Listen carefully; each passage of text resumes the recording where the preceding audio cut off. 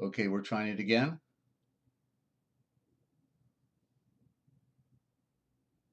Okay, testing. I need an audio check. I'm having a little problem. Testing, testing. Audio check.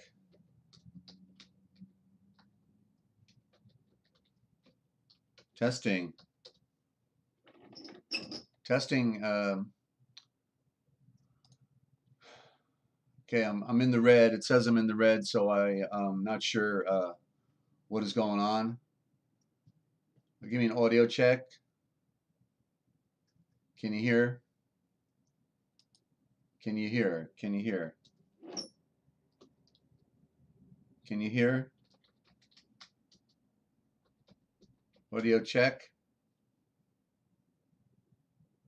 Okay, thank you, Sunfire.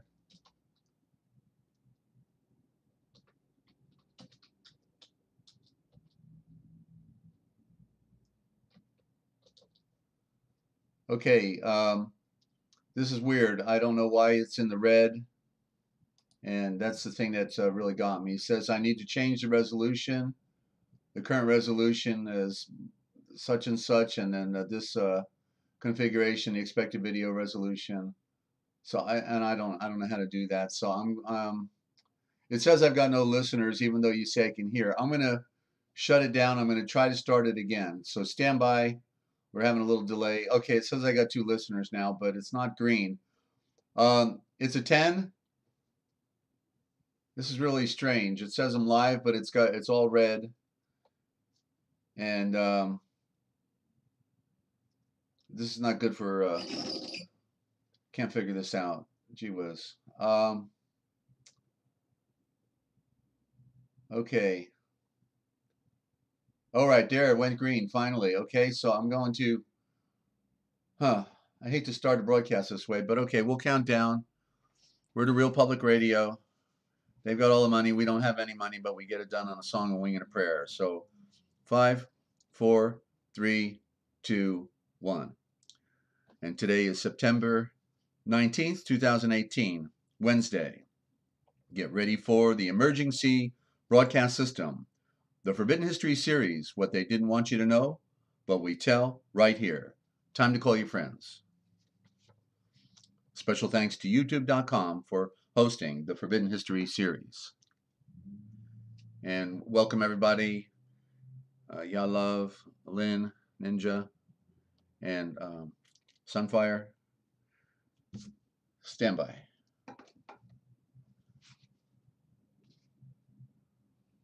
We now interrupt your normally scheduled programming to bring you this very important deprogramming program. Please note that following views and opinions expressed in this program are not necessarily the views nor the opinions of the Master Force Group, YouTube.com, Free America Radio Network, our sponsors, our partners, and MFG is a private society. Nothing here is ever to be construed as medical, hate, nor legal advice. And listen to the Forbidden History prime time 7 days a week right here on the realpublicradio.net, because hidden beneath the sands of time lies the greatest of all mysteries. It's the Forbidden History. Unearth for yourself the secret truths that lie hidden just beneath the surface below our feet. What is it that the powers that be do not want you or I to know? Come and journey with us as we explore and dare to know, because it's all right here, coming your way 7 days a week at 9:30 a.m. Eastern Time, and Sundays and Monday nights 9 p.m. Eastern Time, because somebody's got to do it, ladies and gentlemen, and that's why we're here. It's what they didn't want you to know, but we tell right here. Stand by for the broadcast. Still time to call your friends.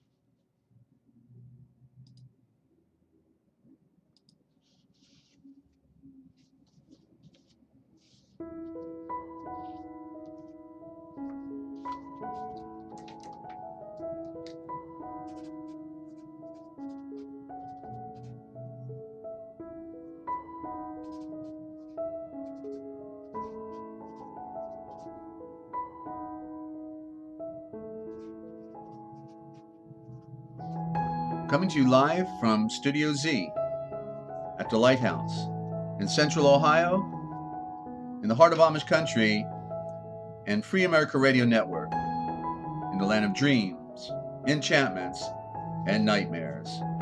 It's the Forbidden History series. The words that kill, the great lies of history, symbolism, the ABCs of light, The duality revealed in patterns and pictures in nature. Book reviews, movie reviews, it's all right here, ladies and gentlemen. That's right, one-stop shopping for the truth. And that's because we are the deprogramming program. And we're very happy to accommodate you because the truth, where is the truth, you know? What is truth, right? The proverbial question, who am I? Why am I here? We don't, nobody gets it. They're lost. They're floating around in a sea of obnoxious fumes that that doesn't allow them to see clearly. You know, they were raised from their diapers on propaganda, and so it's practically nobody's fault because you know, they took control right at the most important time in our life when we needed to be given the truth, but we were denied that. So now we have to really work hard at it. But you know why we're here? It's because here is where we bring you the most important information on the face of the entire earth or under the earth. Here is where we bring you the very best in radio broadcast listening while we reveal the greatest secrets and the deeper mysteries of life. Yet there is one question that will always remain, and it is this: can you handle the truth as it will be presented here this morning, this evening, wherever you are around the world? Stand by for the broadcast. It is the Forbidden History series, the battle for the mind. The truth is light, but ignorance is darkness, and these are the great antagonists, the one against the other. And for all of the things that these quasi-great civilizations can create, the only thing they cannot create is light. But let there be light, ladies and gentlemen, because once we can begin to comprehend the true nature of things as they really are, then we can begin to comprehend that there is nothing more to complain about. What it is what it is, as they say, right? And we just have to learn how to deal with it. But if you don't know what you don't know, then you don't know. And that's why you need to listen in right here. And the best way to identify the truth is to identify the great lies of history on the Forbidden History. Ladies and gentlemen, and welcome to the broadcast. I'm your host, Desert Owl, doing it on a song, a wing, and a prayer. And you are our prayer, ladies and gentlemen, because without you, I wouldn't be here. But the question is, if I wasn't here, would you be there? So think about that, okay? And so we really all need each other. We need to help out the sinking ship, the Titanic, which is the United States British Corporation in a box, Jesuit-owned, Vatican, hell on earth, and all of you, you know, South Africa, New Zealand, Australia, Canada, you're all in the same boat. It don't matter, you know. We're all in trouble, ladies and gentlemen, are we not? And yeah, and you know, and Yahweh, the correct title for Yahweh, Yahweh, is spirit, and those who pay homage to the one of the many, who worship him, must worship him in spirit and in truth. Okay?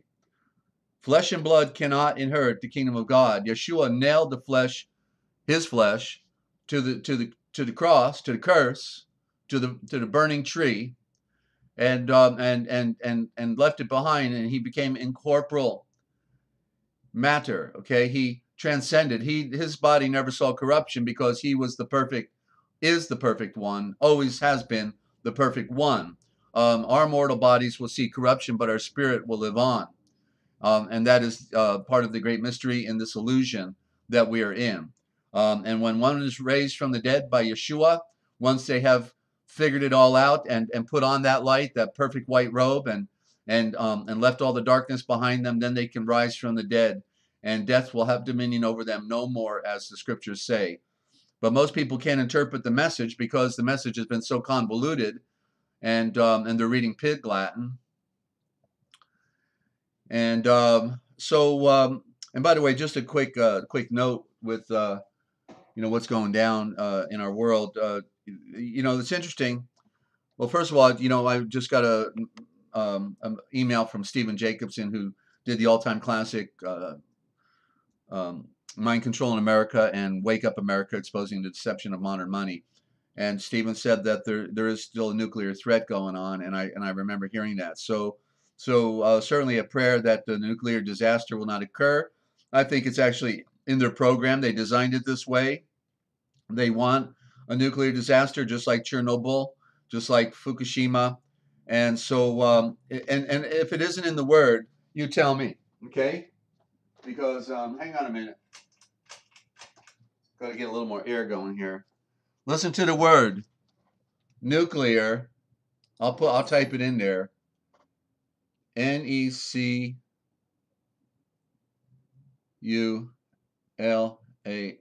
hope I spelled it right. I was always bad at spelling. Is actually NEWCLEAR. Okay?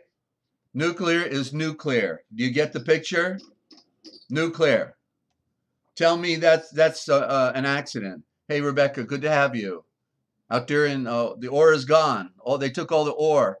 That's what they came here for. Now they got it. And what she's at the edge of the cliff over there in Oregon. The ore is gone. They ran out of land. They were hoping for more land, but they didn't get it. So so there you go. Nuclear. You tell me. You think they control the words, control our thinking? We all talk about nuclear. Nuclear, they've been telling us all along, right? They've been telling us all along what they intend to do with these setup nuclear plants. Just like the one in Del Mar, California, right? Del Mar, California, put right on the beach, right on the coast, right at the bottom of the cliff, and right on the fault line, right on a fault line, right there in Del Mar, California. So so I'm not laughing at the nuclear, okay? I'm just watching the ladies talk back and forth to each other, okay? So so nuclear, all right? I mean, these people are as sick as it gets. They have no regard for any life at all. Psychopath, you know? I had to go read the definition of a corporation again. It's a psychopath. It's a psychopath, you know? And so we're in trouble.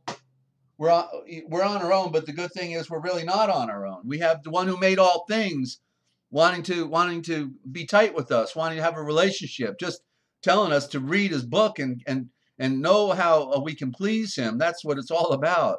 Okay? It's pretty basic, and that's the beauty, that's the good news in this story, ladies and gentlemen. This is not our world. Okay? This is not our world. So I guess that's good news because they destroyed our world. They've been lying to us from the beginning. They hit our guts. Even the president of the of this British corporation was the head of a psyops that killed 3,000 Americans and other nationals in the Twin Towers, and then he goes there and stands on the pile of rubble, hugs a fireman, and says, "We're gonna get those terrorists. Yeah, we're gonna get them." And then they wage war on 5 different nations and kill about another 1 million people, and just have a regular party while they're all in the back room snorting cocaine, smoking pot, and having caviar and champagne, and celebrating over the death and the suffering of endless people. Literally, how, where, whoa, let me knock my head a little bit. Wait a minute. Okay, I feel better now. There's no way to be able to wrap your mind around it, really, right? Come on. Can we explain this one? The psychology of a psychopath? No, it comes down to blood oaths and being raised in a tradition that somehow says you're better than everybody else, and we're all the goyim, and it's okay to rape and pillage, any age, it doesn't matter, any gender, whatever, drink their blood. You'll have a power trip if you drink your blood. You'll get power. That was the ancient superstition. If you drink their blood, you'll get power over your enemy. So drink their blood. And we were declared the enemy. That's what the banksters did. The Jewish Khazar banking did back around 1933 when they created the War and Emergency Powers Act. They declared the people the enemy. Oh, okay. So they waged war on us. And so the war on drugs was really the war with drugs, right? The war with drugs. And Rob, Sunfire, you're saying what? Brunswick, is that up in the UK? You got one over there in a similar situation? I don't know where Brunswick is. I was born in New Brunswick, New Jersey, but I think you're talking Brunswick, United Kingdom, right? So anyway, real quick on symbolism, we got a big symbolism I'm going to share. It's about the tree, and that's where I am in the encyclopedia of symbols, and the tree is the big symbol, okay? In the garden, in the beginning, there were two trees. One's the tree of knowledge, one's the tree of life. Actually, they're the same tree, but one is hidden and one is revealed. The tree of knowledge is revealed in front of us. The tree of life is hiding behind that light, you see. And yeah, Florence was steeled without an L. Florence was steered straight at it. Maybe that's the nuclear, right? Yeah, well, they predicted it was going to stall out 7 days before it happened. Now, when does a hurricane ever stall out? That's a rare event. It usually just comes right across, goes right inland, and burns out. That's the way it always did it, always. So anyway, real quick on the term Argonauts. You know, we've heard of Jason and the Argonauts. I always enjoyed watching that when I was little. That classic movie, Jason and the Argonauts, and how they had to do battle in that mythological story. And so Argonauts sounds like astronauts, right?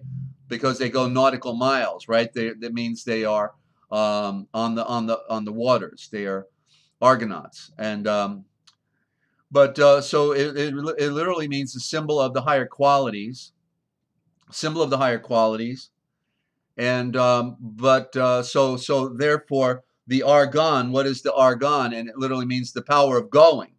Oh yeah, where's Jason? Oh, they are gone.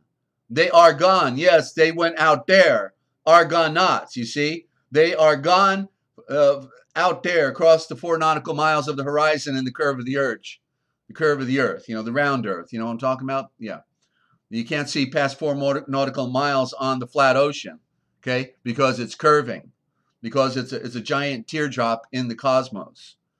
So the Argonauts, they are gone. You see argon right in the word, and they are gone many nautical miles now. Argonauts, okay. So the words are so amazing at times, you know, just like this one. Okay, one more, but I want to, you know, help you to see how easy it is to get the original thought in the words, where you see me do it in deeper meanings of word, a little more complicated. But here's a simple one, right?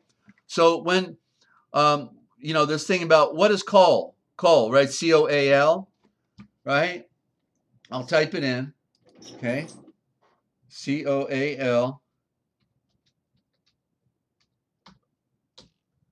Right. Why did they get the coal? Because it's cold. Go get some coal. You see, that's the primitive way of communicating. They said, coal, cold, it's cold. Get that black stuff, burn it, it's cold. Okay, so why did they get the coal? Because it was cold, because that's what the word means, cold. That's why they burned. That's primitive. You see, that's primitive communicating. They call it for what it is used for. Just like alpine is alpine, but we don't get the picture, you know? Laundry is lawn-dried, but we don't do laundry anymore. Maybe a few do, but, you know. And by the way, glad to have Ya Love here today, because she's going to join us in a read and spell me at halftime. And that's a wonderful thing. And also we've got a new round of halftime music again, thanks to Ninja Cat. I had to switch out the first one. Oh, it's in Brunswick, North Carolina. Thank you, Rob. Okay. And it hit by, yeah, a direct hit. Okay. I think they had flooding. I had heard that there was flooding going on and all that. Yeah. So one more word. Okay. Geneva. And I was watching a documentary yesterday, and the reason I watch these documentaries, you never know what they're going to flash in front of your eyes. And there was the word Genova. Genova. It was on the ship that party ship that sank in the near Corsica and Italy, and on the back it said Genova. When I saw that, geez, there it is. That's the original spelling for Geneva, because as you heard me say, the I is a corruption, and so Geneva is actually Genova, and there's the word Nova, and so literally Genova means the generation of new stars. The generation of new stars, right? And so what do they do in Geneva / Genova, Switzerland? Well, that's where they decided how they would wage war on the generations of Eve. Geneva. We hear it in the I is an E sound. Geneva. Neva is Nova. And so that's your virgin Eve, the virgin woman, the Nova, the light, the sun coming down, the Geneva. So Geneva how they decide how they're going to wage war on the new generations that come up, the Genova, the new generations, and so yeah, they decide officially how they will wage war on mankind, the generations of Eve, and they like with weather warfare, they said, you know, that or biological experimentation, it would be only okay to do it on your own people, and they all agreed on that. You see, so okay, you're welcome, Ninja. Glad I could help. Look, you remember as a child looking at the slight curve on the horizon from the coastline. Of course, you go out, just go out, you know, where you can't see land anymore, and everything curves. If you know, that's the way it is. Just okay, just like when I remember now you mentioned that, right? I remember the first time going out west when I was 17, hitchhiked out to New Mexico, and the mountain, you know, Sandia Mountain. Sandia Mountain was way out there, and you only saw the tip of the mountain. And then the closer you got, the mountain kept coming up over the curve. If it were true that it was a flat plain, you would have been able to see the mountain hundreds of miles before then. Hundreds of miles, you know, but you couldn't because the curve was hiding the mountain. The closer you get, the more of the mountain you see. So basic, you know, these people can't think straight. You know, I'm sorry if I got a few friends, you know, that think the earth is flat. I'm sorry for that. Don't mean to insult anybody, but, you know, they've taken off their thinking cap, and there's a, you know, they learned what they're following from YouTube. Okay, they never thought of this themselves. This was propagandized, placed in their brain by things. It all came out at one time. I remember when it came out about 5 years ago, flat Earth. You know, and well, all of a sudden everybody's got it on. You know, the propagandists, the federal agents are all doing it. The Vatican assassins are all putting that propaganda out there, and people just eat it up because they can't think. They only can regurgitate what has been programmed into them. They're not able to process. You know, that's what's really sad. You know, that's why the bigger the lie, the better they love it. You know, give me the big lie. Okay, I want to hear that one because then I want to repeat it all the time. I think I got some truth, and I just got another version of the other version of the other version.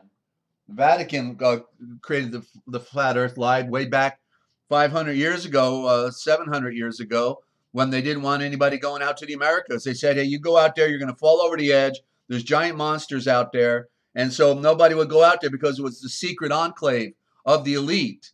And so they had to create the rumor of the flat Earth, you see? Anyway, we'll never be able to prove it to anybody. I'm not going to try. So let me see here. So we're going to read a little bit of the Nile Hammadi. That's the serpent river of the Nile River, halfway up between the two kingdoms, the Nile Hammadi. And we're in the star message of Toma. Let me get a little more light here.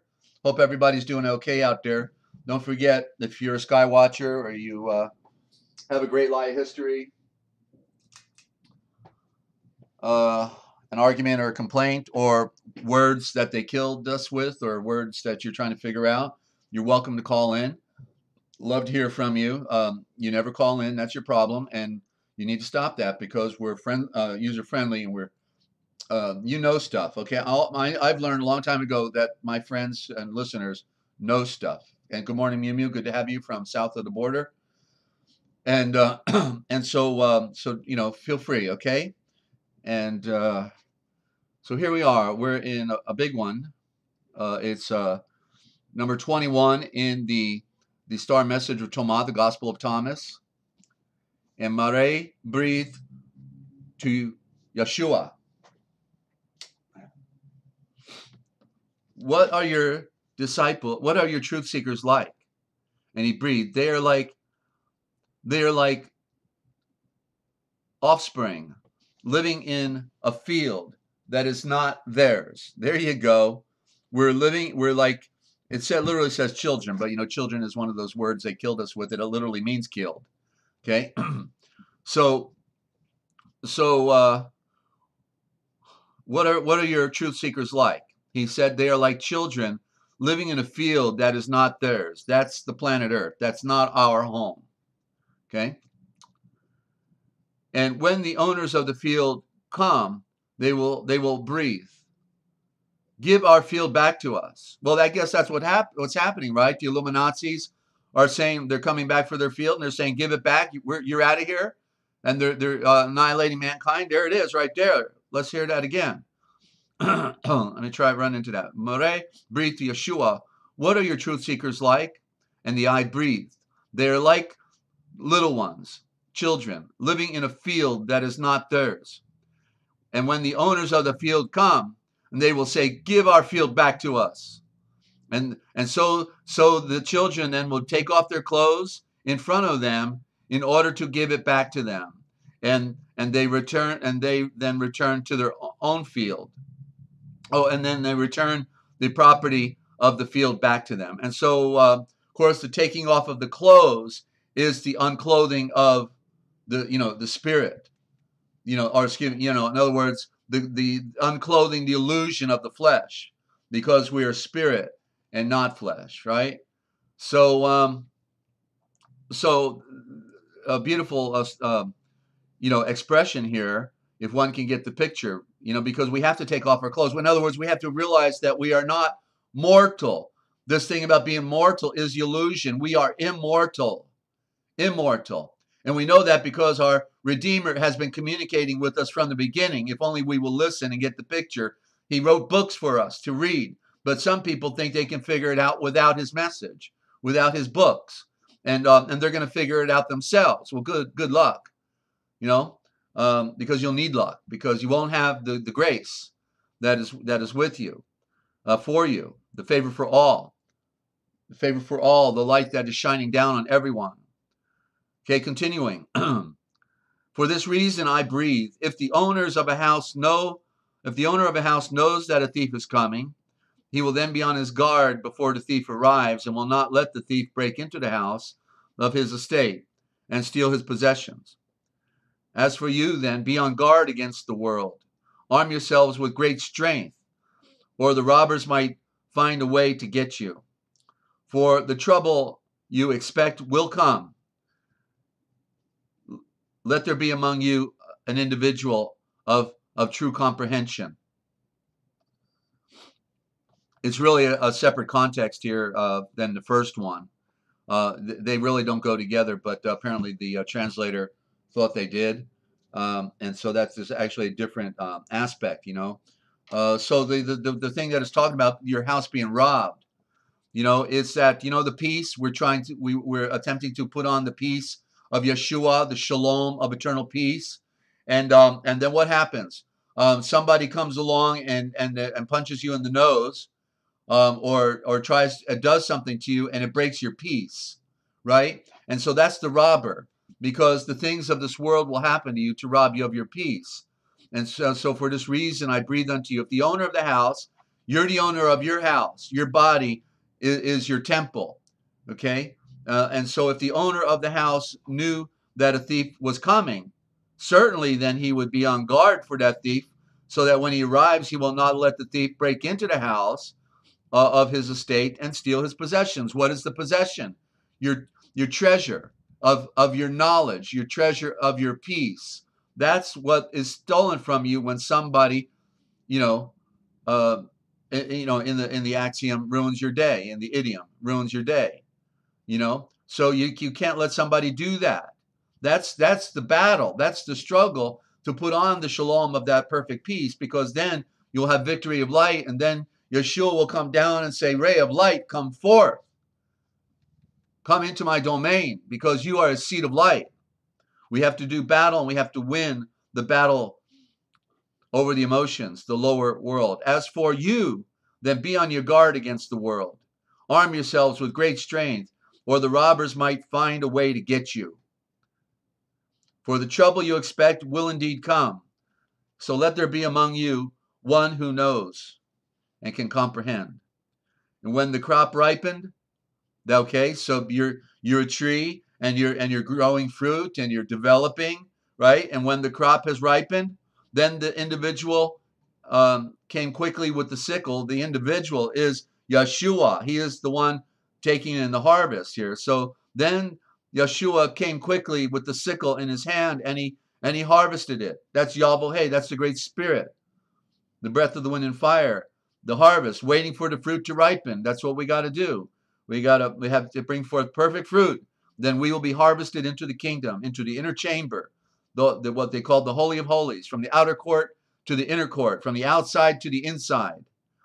And whoever has an ear for hearing, let him hear. Okay, so a really great one today.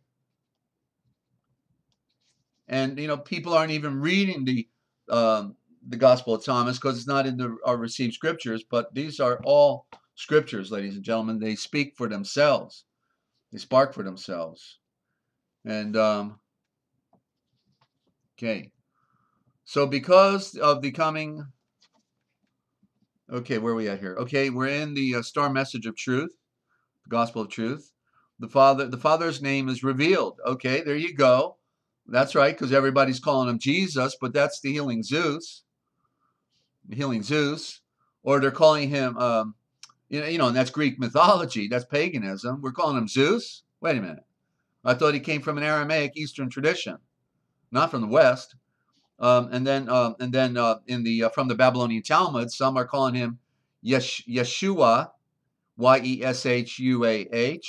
Yeshua comes from the Babylonian Talmud, means may his name be blotted out forever. So I got to sign into chat. What is this all about? Okay, hang on. Talmud, some are calling him Yeshua. Oh, geez. Stand by, ladies and gentlemen. I'm having a technical problem. I wasn't even able to. What in the world is going on here? I may have just canceled the program. I don't know. This is amazing. I'm having a glitch.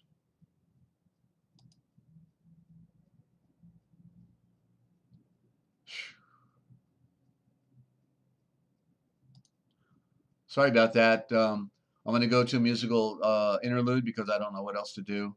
And hang on.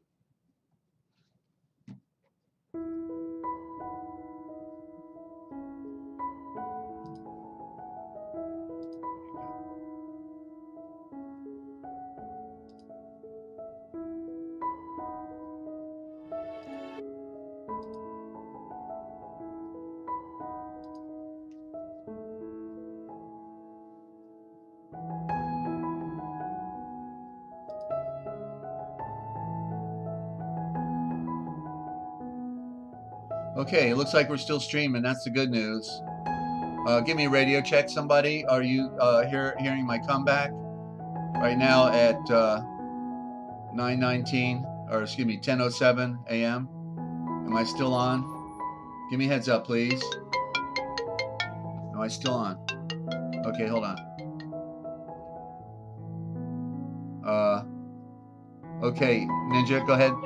Did I drop off?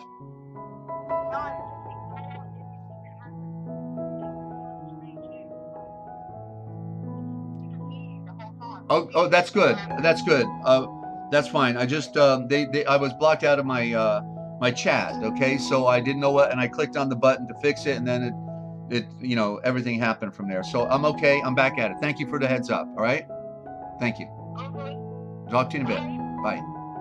Okay. Yeah, we're back. I never left. Thank you, Lynn. Okay. Yeah, I was blocked out of the chat, and I was I thought I could just click on the button and fix it, and then it took me to another page, and then I deleted the page by mistake, and yeah. Okay, we're back.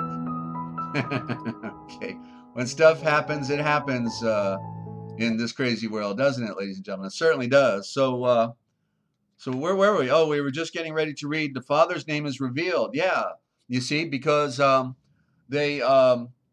I want to welcome any new listeners out there. By the way, you are tuned in right here to the Forbidden History series. As you can tell, it's what they didn't want you to know. Ninja says they've been doing it to her like crazy. So, yeah, they got these monkey wrenches. You see, like even the ladies, they get to carry monkey wrenches just in case we get one of the monkeys coming in. But then there's those other monkey wrenches that they somehow they target those who love life and love truth and desire peace and apparently everything's geared towards the psychopathic world. So we're making sweet lemonade out of lemons, rotten lemons, we should add, but that's okay. We're going to do it. And so the Father's name is revealed. That's the title of this section. And so what did it say in Revelations? It says that that He will give us a name that nobody can name. Right? He will give us a name that nobody can name. Oh, wait a minute. Not that nobody can name it, but that nobody is naming it. Nobody is naming it. And that's why when I bring it on to the program, everybody can pretty well identify with Yeshua, but it actually goes further back. And thank you, Rob, also. It's Yeshulim Va. Yeshulim Va literally means the knowledge of the serpent. That which goes round. The primordial serpent are sun and moon. Primordial serpent is the galaxy itself that is coiling around the dark hole of the black hole of energy. Okay, at the center that keeps everything going round. And so the name that is revealed. So let's see what it says. I didn't get to read this in advance this morning. I was running out of time. So here we go. The name of the Father is in the Son. Well, there you go. And that's Yeshua. Because it means, shulin is knowledge. The knowledge that comes down. Where? From the tree of knowledge, the sun, the light. From the tree of life. Okay, the name of the royal title, we should say royal title. It's not name, it's a royal title. Come on. Name means that which is in the lowest realm. A name is in the mud. It means that which came down and is in the dirt, but it is a royal title. Tit for the peak, the point, right? Up in the mountain, top, tip, top. Okay, so the royal title of the great Father of light is in the Son. And what did he say? When people see me, they see the Father, right? In the beginning, he gave a royal title. The I gave a royal title to the one who came from him.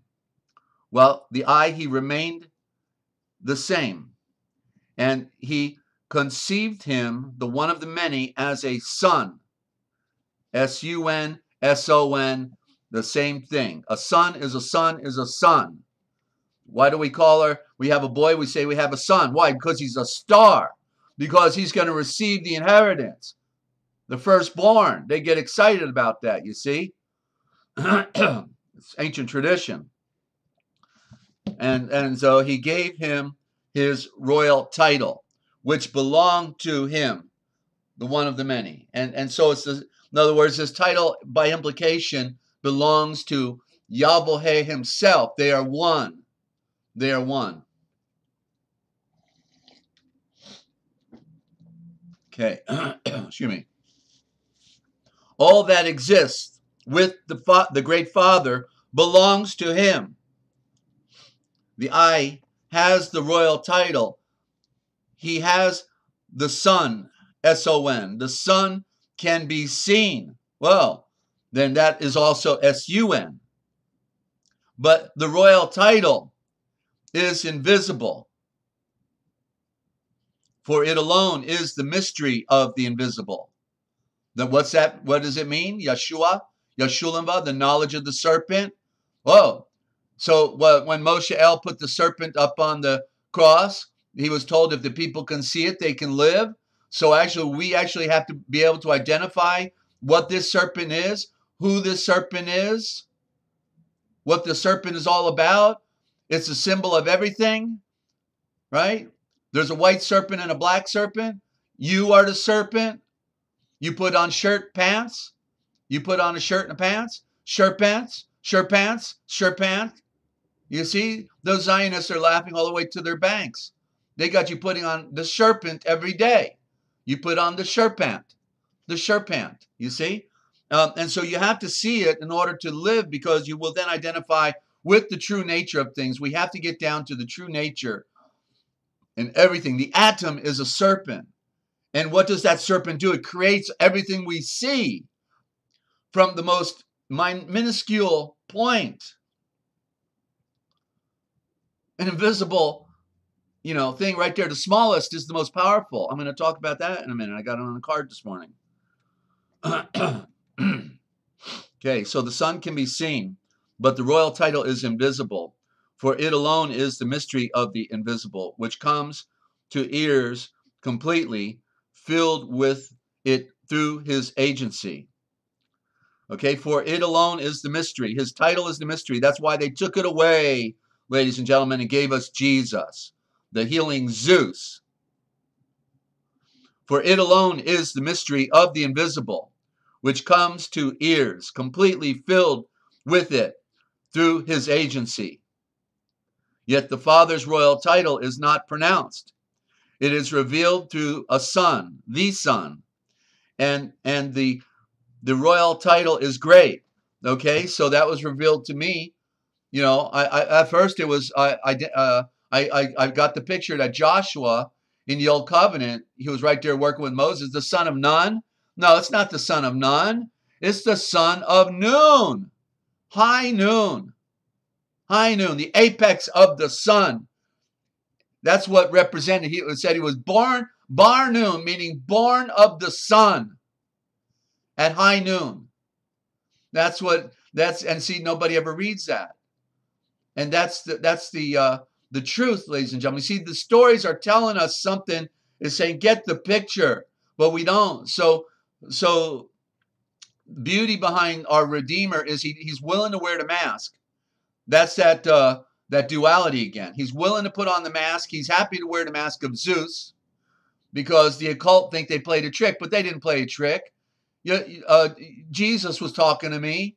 Jesus was guiding me. And then Jesus introduced me to Joshua. And then when I'm looking at, well, wait a minute, there's no J. J's only 200 years old. Had to be a Y. You know, but that's why they made Zeus Isis with an I. Oh, there's Isis. So Zeus is Isis also, the hidden woman. The hidden woman. Oh, okay. And so then Joshua introduced me to Yeshua. And then ultimately I followed the trail back of the missing components in the Shavors, the parent root, Indo-Germanic, and it's Yal Shulen Va. Yal Shulen Va. Doesn't it sound Indo-Germanic? Come on. Yal Shulen Va, the knowledge of the serpent that goes round. Yal, that which goes round. Shulen, the knowledge of everything that came down. And Va, V-A-T, is the serpent. And that's the prefix of Vatican. The serpent of Cain, Vatican. The serpent of Cain. You never got these pictures, right? Because nobody told you in the school for the fool. The school for the fool will never tell you the truth. Of course not. They gave you a bunch of lies and got you to think you knew something when you graduated with that Masonic mortarboard on your head, putting mud in your eye. Yeah. So, of course, all of you have been listening in, so you get the picture. You know what I'm talking about. But the joke is on the planet, right? They said the beast system deceived the entire world. That's quite a deception. Controls all publishing, controls all media, controls television, movies. What doesn't it control? Politics, right? Everything. Religion. Religion's not a bad word. I used to think it was, but then I saw the nature of it, and it's just that the bad people took over religion and gave it a bad name. You know? Yeah, and then they taught us the spell of creation. They put us under the spell of creation. That's right, the spell of creation, because they created the spelling, the misspelling. Thank you, Lynn. And so continuing on, who then can comprehend his royal title, the great royal title, except for him alone, to whom? Oh, I'm going to start over because my head's still spinning. Okay, so who then can utter or pronounce his royal title? That great royal title, except the one of the many alone for whom the royal title belongs. And for the seed of that royal title and the children of that royal title, on whom the Father's royal title rests, and who themselves rest on his royal title. It is work, right? And it also says the better name is to be chosen. Proverbs says it twice. That has many meanings, but it's always the better name is to be chosen. Okay? And So who then can utter his royal title? Okay. Since the Great Father has no beginning, excuse me, alone conceived it for himself as a royal title before the I created the eternal realms, the atornal, torque, the atornal realms, the complete cycles, that the Great Father's royal title might be supreme over them. This is the true royal title, which is confirmed by his authority and in perfect power. This royal title does not derive from ordinary shavors, from ordinary words. No, not ordinary, or royal title giving, for it is invisible. Isn't that the case with all these shavors we're talking about? They're invisible. The I gave him a royal title because he alone saw him, the one of the many, as the I. He alone could possibly name him and give him title. One who does not exist has no title, no royal, no name, right? Because nothing can define him. For what title could someone give to one who does not have form? One who exists with the royal title or name. The I alone knows it, and to him alone he has given a name. This is the Father, and his royal title is the Son, S-O-N, synonymous with S-U-N, and it is in the Son. That would be a way of saying it as well. In the Son, in the light, in other words. It is in the light because it is a light revealer. The I did not hide it within, but it was in existence, is in existence, and the Son himself disclosed the royal title. That's right, and he did it through the mask of Zeus, Jesus, because that's who was given to me. It was propaganda, but it was okay because Yeshua arranged it that way. Remember, we keep saying, I keep pointing out that which is false is preserving that which is true. You see? So the first thing that comes to us is that which is false. And then we wake up to the truth. It's that we saw the darkness first. We came into the darkness first. And then we can go into the light. But we all fell into the darkness. We woke up in the darkness. We were in darkness when we were formed. We close our eyes every night when we go to bed, the sign that the nature of man is dead, that we have to go into our coffin every night and close our eyes, showing that we are asleep. You know, it's a symbol, it's a metaphor, it's the truth. And it's what they didn't want you to know, and they don't teach that in your physics class. Of course not. That's right. So, excuse me, I had to clean my computer screen there. We continue here. Almost done. Okay, so where was I? And the first should, okay, so, and the royal title then, okay, backing up. This is the Father, and his name is the Son. It says right here, the name is the Son. And I'm sure this is a poor transliteration, so there's several things can be derived out of this. That his name is the Son, S-U-N, whatever the name is, that would be then Sharfan.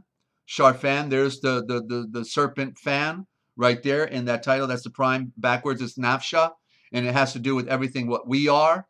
I have a definition of that in the original Gospel dictionary that's at the back of the original Gospel prototype I'm working on. He did not hide it within, but it is in existence and always was. And the Son himself disclosed this royal title. There you go. The Son himself came down as Yeshulam Ba.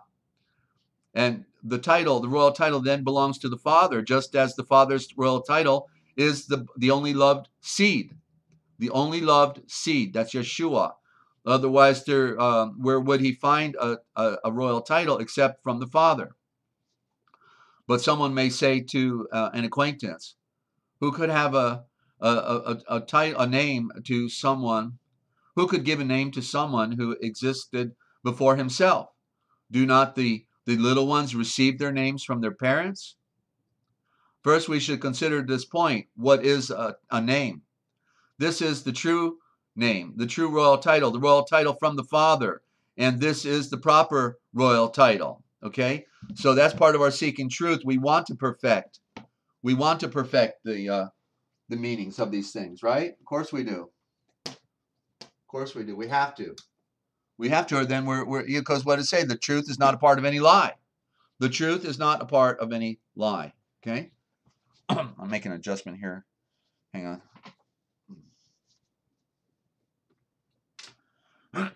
Right. Continuing. So he did not. Where am I at here? I'm having light problems here today. This is the truth name. Okay, and he did not receive the name. Okay, here it is. So he did not. The I did not receive his royal title on loan, as is the case with others, who received their names and are says made up. Okay, made up maybe. Yeah. Because in other words, it didn't come from the beginning, but maybe it did. Maybe if you see your life as being called out, that there's what I call a trail of visions behind you. You know, many of the names in my story mean something, and it tells me where I am in the story. You see, so this is the proper name, and there is no one else who gave it to him. Well, certainly, yeah. It's as it said in our scriptures, right? That he was given a name above all other names, a royal title above all other royal titles. He is unnameable, indescribable, until the time when the perfect one spoke of him. For the perfect one alone is able to pronounce his royal title and to see him. When it was pleasing to him that his son should be his pronounced title, and when he who came from the depth disclosed his royal title, he divulged what was hidden, for he knew that the Father is separate from darkness. And separate from darkness, okay? That is why he brought him forth, so that he might spark upon the place from which he had come, and that spark about from which he had, the place from which he had come forth, so from his place of rest, and that he might create the sunrise, the fullness, the majesty of his royal title, and the Father's own sweetness, purity, perfection. And there we've got the next section, ladies and gentlemen, of the Gospel of Truth, the star message of truth, and next we'll have the place of rest. That'll be the last section in the star message of truth. And so it's been profound all the way. This is one of the most powerful books of wisdom. I'm going to next go into the next one we'll do will be I think the Gospel of Philip, and wow, just another one. You know, profound truth, and they don't want you reading it, of course, so they demonize the Nag Hammadi. Hope they'll never figure it out. And of course, we put code words in there anyway, so they'll never figure it out. They'll think it's hogwash, and that's what they hope anyway. And look, I'm going to just go real quick to this beautiful song with the graphics that Ninja has produced, because I need a break. Let me see here. What time is it? Yeah, we're not going to go to Ya Love yet, because I want to do the symbolism first, and then we'll do a halftime break with Ya Love. And okay, so don't go away. And let me key it up here first. I got to click on desktop. Boom. And I've got to go. I got to bring it back up. I had to cancel that thing. And where is it now?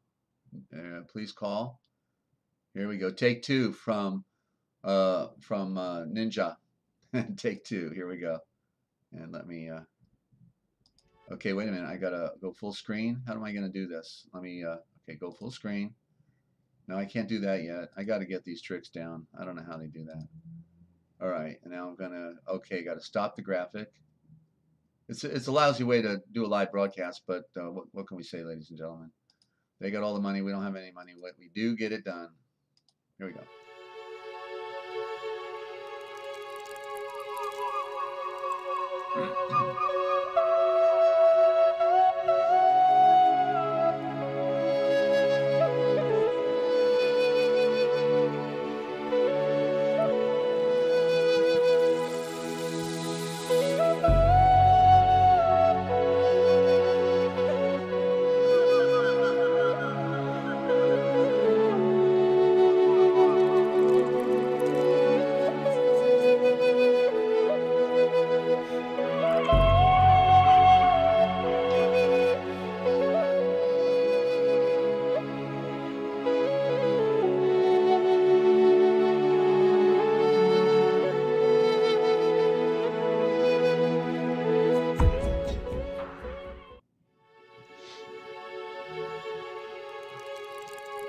And by the way, I will be talking about these symbols on one of the days when Yah Love is not able to make it. Then I'll go over these symbols that you're looking at here. I put them up for a reason on my earlier broadcast before my other computer crashed. So I will talk about these things. There's the Celtic cross, symbol of navigation.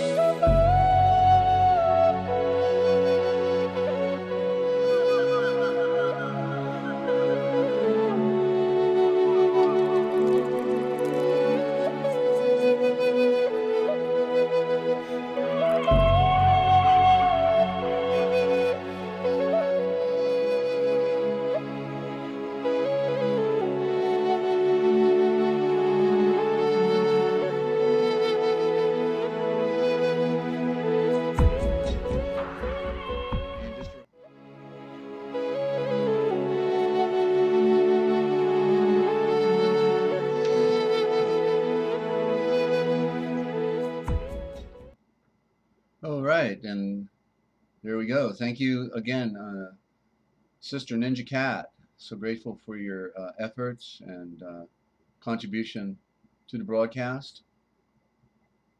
Fantastic work. And am I at the right place here? Boom. Okay, we're back at it. And where's the other page? There we are. Okay. So yeah, and people to talking to Shelly. I guess Shelly's here. Okay, very good. And let me. What am I doing? All right, I think we're back at it. So still probably need an engineer now on top of everything else. I understand I can get a second computer screen. That may be the way to fix this problem with this rough technology I'm doing. But yeah, second screen. I already been tipped off how to do that. No worries. Thank you very much. Not worried. Just love to do a better job. Okay. So so we're getting ready to do a read on the tree, a symbolism of the tree, and it's a big definition in there. I'm going to do it in maybe 2 or 3 parts, so I don't take all the time here. Okay. But so I just want to talk about the sun again. It always goes back to the sun, ladies and gentlemen. It is because that's the source of everything, right? And so the sun is the symbol of is called the logo, right? The logo in the Greek. And you know what a logo is? It's a symbol. And it means and logo means the true way. Go, we know what go means, right? Go means go out there, keep on going, you know, the way. And lo in the Indo-Germanic, as we see it also in the Middle English, the lo, as we transliterate it correctly, means truth. We sometimes transliterate it as it is truth throughout all time. So logo means the true way. What is the true way? The light. The light is the true way back home. That's the true way back through the light. We came from the light. We go back to the light. And so the sun is merely a symbol. We would think, okay, the sun is the most powerful thing we're looking at, right? But it's not necessarily true. Okay, and so Mew Mew's working on a tree right now, so very symbolic. Okay, maybe this message is then for you, Mew Mew. Okay, and for everyone else, of course. So we would think that the sun is the most powerful, right? Because it's the biggest, right, in our solar system, and right, but no, maybe not. Maybe not. Maybe, and I think it is. It's the atom, because the sun is the symbol. That's the great atom. You see, that's what they corrupted into Eden, but it is the great atom. The sun is the great atom, and it is a symbol of the sun is a symbol of the atom, which is the most powerful force. Why is the atom the most powerful force? Because it is the atom that constitutes all things, including the sun. The atoms came out of the sun and brought us the creation that we see today, fulfilling the maxim. Remember, it started with the first atom, and that is Yeshua, and he is the perfect creation, and then out from him came everything else as a duplicate. But only the first is the perfect one. The original is the perfect one. And so, and it fulfills the maxim with the sun versus the atom. The sun is the great logo, the symbol of what is the smallest. That which is biggest is a symbol of that which is the smallest. That which is the greatest is like that which is the least. Because we are constituted of the invisible atoms. We're breathing them in right now. It's flowing down. The river of light is flowing down, imparting in the 4 directions, and we're breathing the light. Even if people like those occultists don't like the light, they're breathing the light. Isn't that ironic? They hate the light, they hate the truth, but they're breathing it. I hope they choke on it. Yeah. So the atom, why is the atom the most powerful? Because it is the foundation of everything we see, including the sun. Including the sun. Yeah. Yeah, they don't talk about this stuff at the pulpit nor in the fool's school, do they? Of course not. Oh, there she is. Hey, Shelly, good to have you. You're driving to work. and a car with license plate Ya Love. Wait a minute, what? You're driving to work and a car with Ya Love. Okay, is that a new plate? Were you inspired by Ya Love to get that plate, or did you already have that? That's interesting. You've been listening, and thank you. Love you as well for your participation and being there, Shelley. Okay, so therefore, we could say then the sun is the tree of life, but maybe the atom is the tree of life. Maybe the sun is the tree of knowledge, but the atom is the tree of life. Okay? I mean, I'm having to look at this more deeply than I've ever looked at it before because of this contrast and the duality, both spectrums from one end to the other, the greatest to the least. I mean, we're typifying the essence of the entire creation right now in this ideology, right? So very profound. Very profound, and we have to see it with the inner eye, ladies and gentlemen, and we are all owls, are we not? Of course we are. Because we have to be. We are the serpent and the owl, and one has to die so the other can live. And now we're on the tree. Okay, the tree.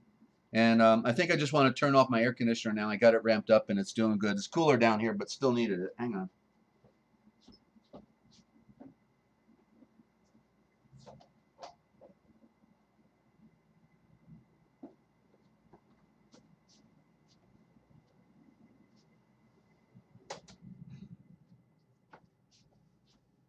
You know, and I think I got cut off real quick. I think I got cut off on that, right when I was talking about the Babylonian Talmud and the name, right, and the royal titles, and so Yeshua, I have a number of friends who use Yeshua, but you notice that I say Yahshua, and there's a reason, okay, and I learned this 20 years ago. Okay, I've known this for over 20 years now, and it was thanks to George Howard who gave us the Shem Tov version of the Hebrew Gospel of Matthew. And so, and he was the one who made the claim, and so therefore I don't take credit for it. But he said that that's, and I see Rob, you got a comment there. I'll be right with you. And so he said that the term Yeshua, Yeshuah, Yeshua comes out of the Babylonian Talmud, and it is a curse, and it means may his name be blotted out forever. Okay. May his name be blotted out forever, and so when the what we call the Messianic movement came, oh, you drove past a license plate that said that. Okay, I thought, yeah, I thought you might have meant that. Okay, interesting, is it not? And it's out there, huh? It's out there, of course. So Yeshua came out of the Babylonian Talmud and into the Jewish Messianic community, right when a lot of people who were Jews were waking up and saying, "Hey, I want to follow the Savior," And so obviously, the way all organizations are controlled at the top by the occultists, so the occultic banking Jewish controllers, the Kabbalists, then took over the Messianic movement, and then they are the ones who orchestrated the Jewish Bible. It started with the Jewish New Testament. I still have a copy of it, and then ultimately did the Old Testament. But so what did they do in their Jewish New Testament? They made sure that they were going to use the word Yeshua, and because they obviously follow the Babylonian Talmud at the top of the priesthood, and so they then got everybody repeating what the Jewish Messianic community, is talking about, and repeating a name in the sincerity. Everybody does it in the sincerity of their heart. Obviously, they wouldn't use it if they knew it were a curse. But yeah, it literally means, so every time they say Yeshua, they say, may his name be blotted out forever. May his name be blotted out forever. You see, that's why it has to be Yahshua. The E is a corruption, just like the I is a corruption. The letter I and the letter E are the negative code, whereas the A and the O, the first letters of the alphabet, because the O is under the A is a compass, and it makes the circle. The compass makes a circle. The architect's compass makes a circle. So the O is hiding right underneath the A. And so out came the projection of light, the atoms, and then we see the circle orbs in the sky, sun and moon, and then the earth. Okay, so yeah, it's a lot of deep stuff, I know, and your head is spinning, and you may have to take an aspirin after hearing all this, but just hang in there because these things need to be known. Okay, so you know, I still use Jesus today, right? I when I'm talking to somebody, but typically I say Yeshua now. I don't say, you know, Jesus very often, but sometimes, or I'll hyphenate it, you know, Yeshua slash Jesus, but you know, it's a work. It is a work. It's said to rightly divide the words of truth in the King James, right? Well, that means rightly divide and then add them up, re-add them, re-add. That's what read means. R-E-A-D. 2 words out of the dictionary. I believe it's the etymological dictionary, modern English. I found it in there. It said read is 2 words. It means literally means re-add the riddle. We have to re-add the riddle. Okay, we have to see and read it for ourselves. We've got to know that we know that we know. And we're breaking a code here.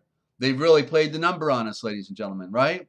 And so, Rob, you said that reminded you atom and atom, CERN, smashing atoms. Yeah, they like that idea, right? Yeah, they think they're going to take over the universe, right? That these people are, you know, are amazing, right? They have no remorse. They don't have an ounce of decency in them. They love their material possessions. They love the party. They love the drug. The drug is power. That's the ultimate drug. And then drinking the blood, I guess, is the ultimate high. You know, the ultimate high. Oh, there's one more. It's the when they take the injection right out of an individual before they torture when they're done torturing it to death, and they get the chrome. I can't remember what it's called, but chrome something, and that's the ultimate high. So. Yeah, I can't get over it. So we're talking about tree. We're talking about tree here, and it's a big tree. We have a family tree. It's a tree of we have a tree of life. We came from the tree of life. That is our primordial father, who is spirit, just spirit. Okay, pure energy, energy beyond what we can imagine. It's all my life I pondered this, and it's like, you know, we can't even begin to imagine. It was Ezra who said in the Apocrypha, second Esdras, that if all the stars of the universe came together, adrenochrome, thank you, Yalav, adrenochrome, Zeva. And I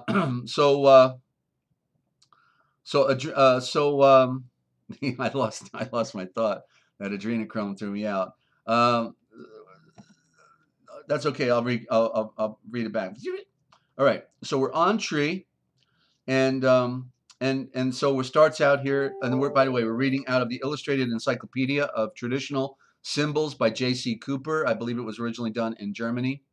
And I just got a note here. What is that? Let me see here. Somebody just sent me. Let me just tell my friend here I'm on the air.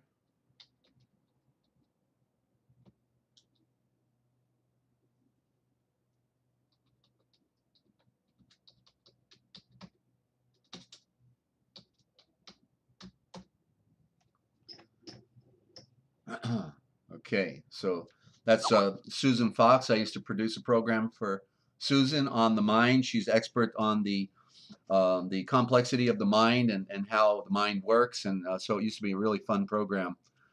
Used to produce for Susan. So tree, excuse me. Well, here we go. The whole of manifestation. There you go. That's the big tree. The whole of manifestation. The synthesis of sun, earth, and moon, and all the stars, and the water, the cosmic sea, and the lower sea. Dynamic life as opposed to the static life of the stone. Both an imago mundi and axis mundi.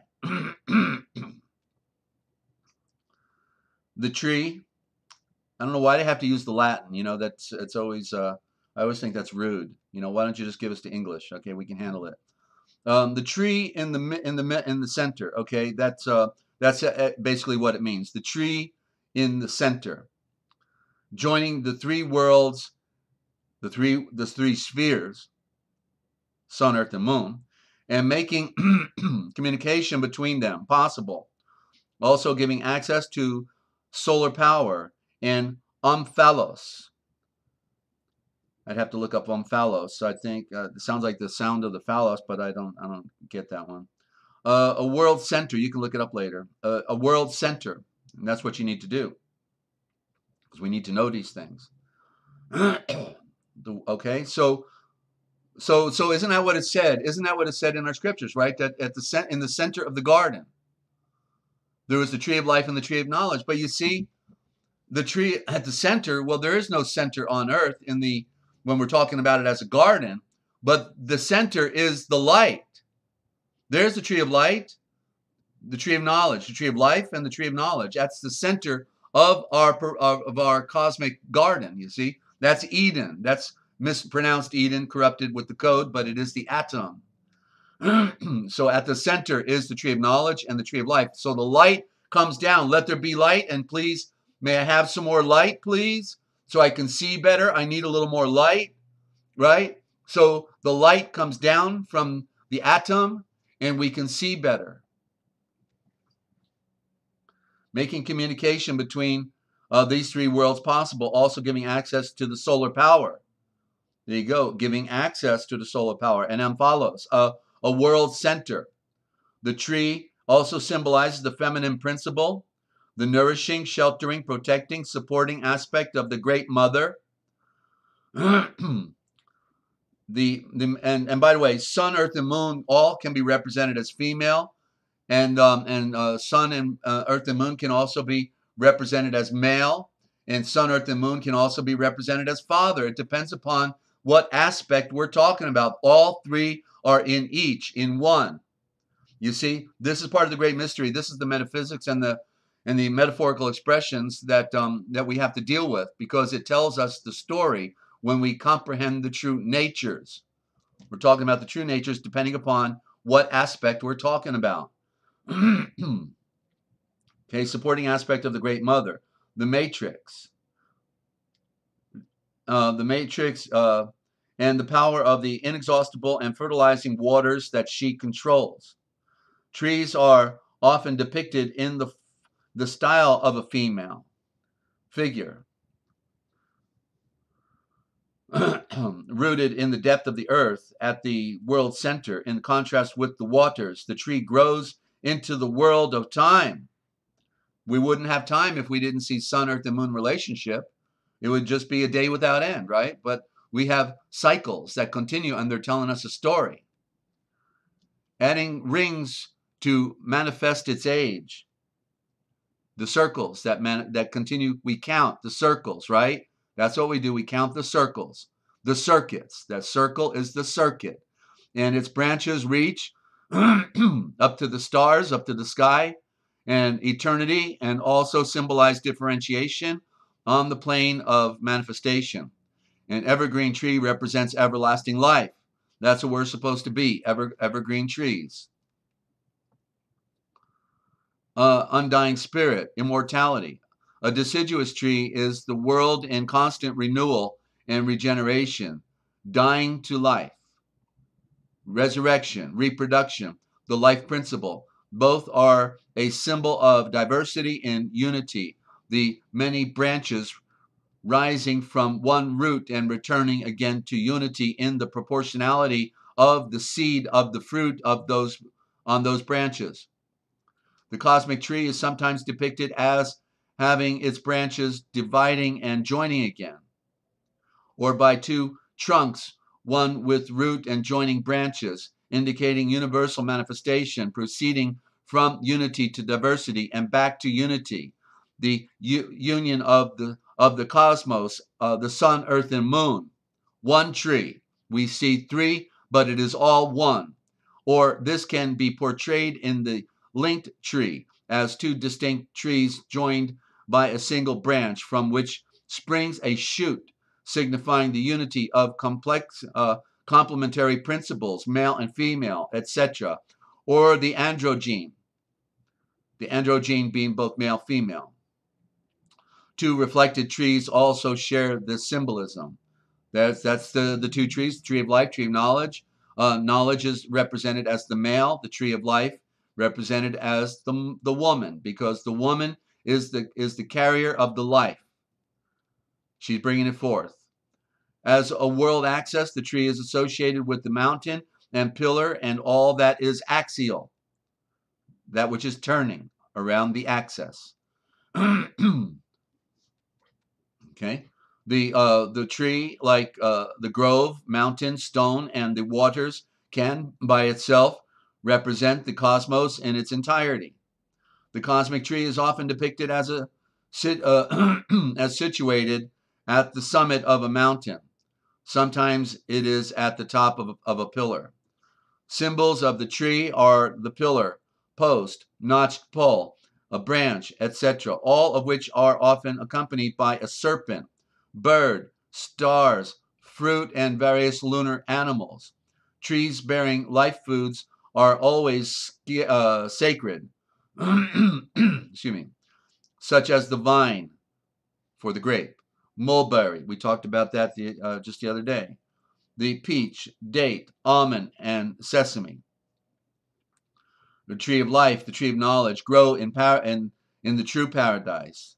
That's in the throne of the sun. That's where it all comes from, the light, the pure energy.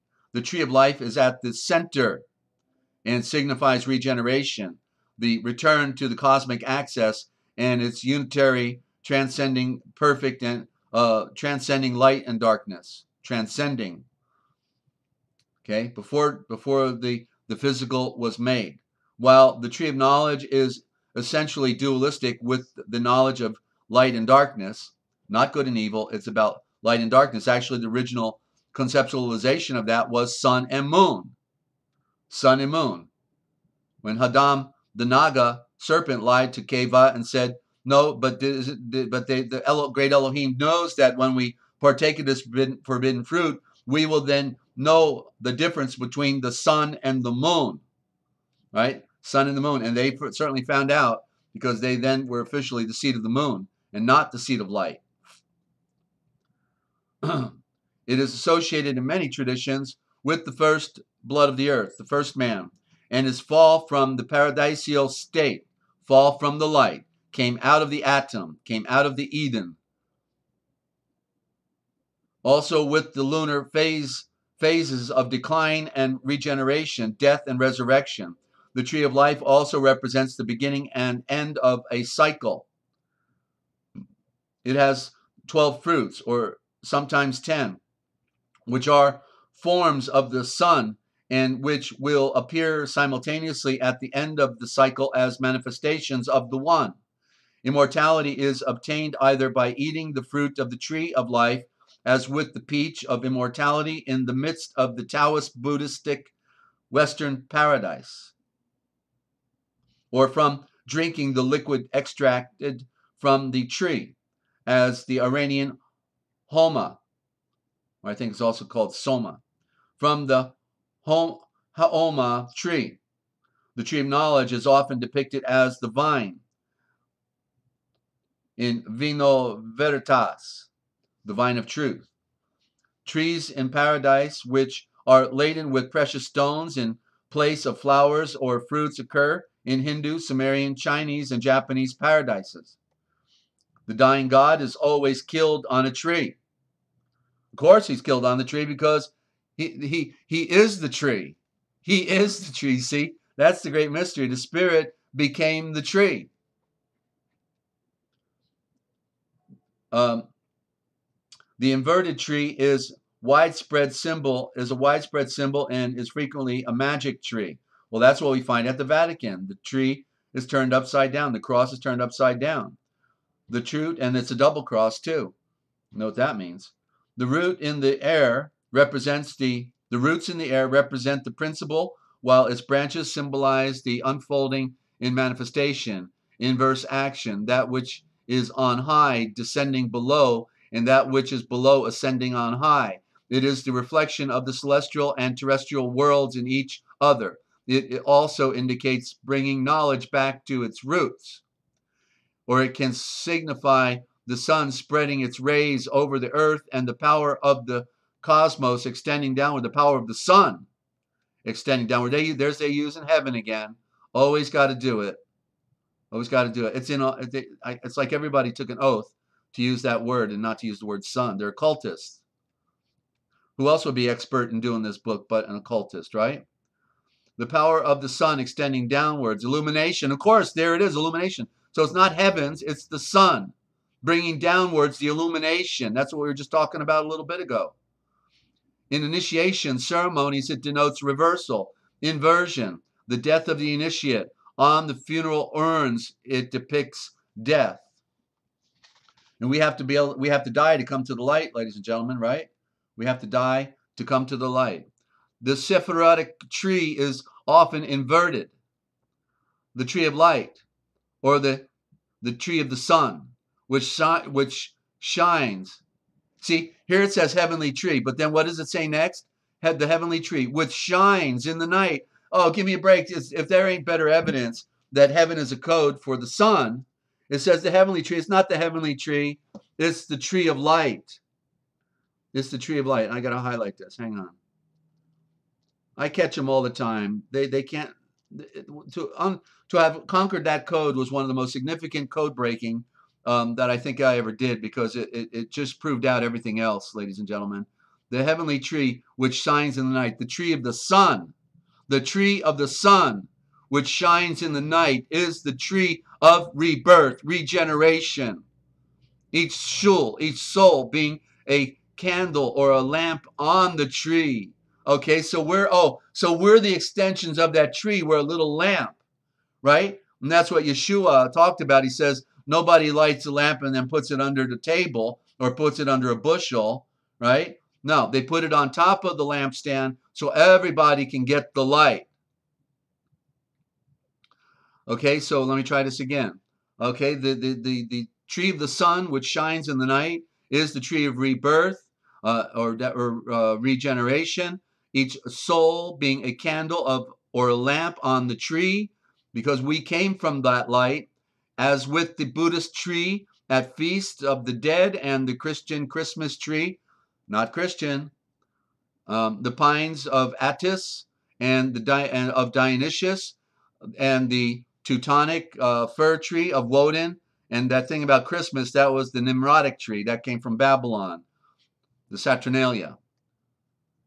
Turning back to the sun, soul turned, right? That's why they call it the Saturnalia. Remember, just a few days ago, I said Saturn is soul turn, Saturday. Why? Because then it turns back to the sun. The Sunday comes after the Saturn's day. Soul turn. It's all a corrupted code, and you can see it when I'm spelling it out for you, because it's absolutely, there. So that's why they call it, because why? The days were getting shorter, and they needed the soul turn, so the sun to turn back, so the days would get longer, and that's the soul turn. That's why they call it the Feast of Saturnalia, soul turnalia. Come back around. Okay, so the luminous of the Teutonic fir tree of Woden, on which lights and luminous balls symbolize the sun, moon, and the stars in the branches of the cosmic tree. Presents on the tree were offerings to Dionysius and Attis. Artigatus and Sibyl, Woden bestowed gifts on those who honored his tree. The sacred bird often appears in the branches. And I'm going to park this here for tomorrow. I'll do part 2. And wait a minute. I'm going to try to divide it equally. Okay, that's a big paragraph. I guess I will have to stop it here for tomorrow. Okay, so that's on the tree, the symbolism. Oh, and by the way, tree is that was another hard one, because I knew that the number 3 and tree were the same word, and I because it deals with sun, earth, and moon. And good morning, Barb. Good to have you. And so I finally saw it after decades of meditating on it, literally, and I realized that the word that pulled it together is tray. Okay, so I'll put it here. Tree.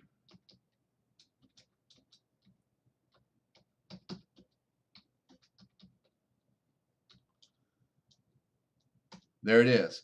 Everything is on the tray. The three are on the tray. Everything is at our disposal. The tree of life is the tree of life. You need sun, earth, and moon in order to have our existence. And everything is on the tray within the three, within this tree, you see. Okay? And so we're now in, before we go to Zeva, aka Yah love, we're going to just do a little short in the dictionary of all scriptures and myths. Okay? So we're in Abraxas. Abraxas. Abraxas. That's an interesting Abraxas. Okay? Abraxas. The sacred name. What got my interest is the fact that it says the sacred name. And I read this before. I don't remember reading it though, and I didn't have time to review it. So a symbol of the divine nature as expressed in the great cycle of life and in the and by the way, you can see the word axis in there, and we just talked about the axis, right? Everything goes around it, and so that makes sense that the sacred name Yahweh, everything goes round Yahweh, right? Obviously. So he is the prime axis. That's why what we call the black hole at the center of the galaxy is not a black hole. It is pure energy of Yahweh. Pure energy. Okay? So I'll try this again. A symbol of the divine nature as expressed in the great cycle of life and in the conflict through which the self passes in its progress through the lower worlds.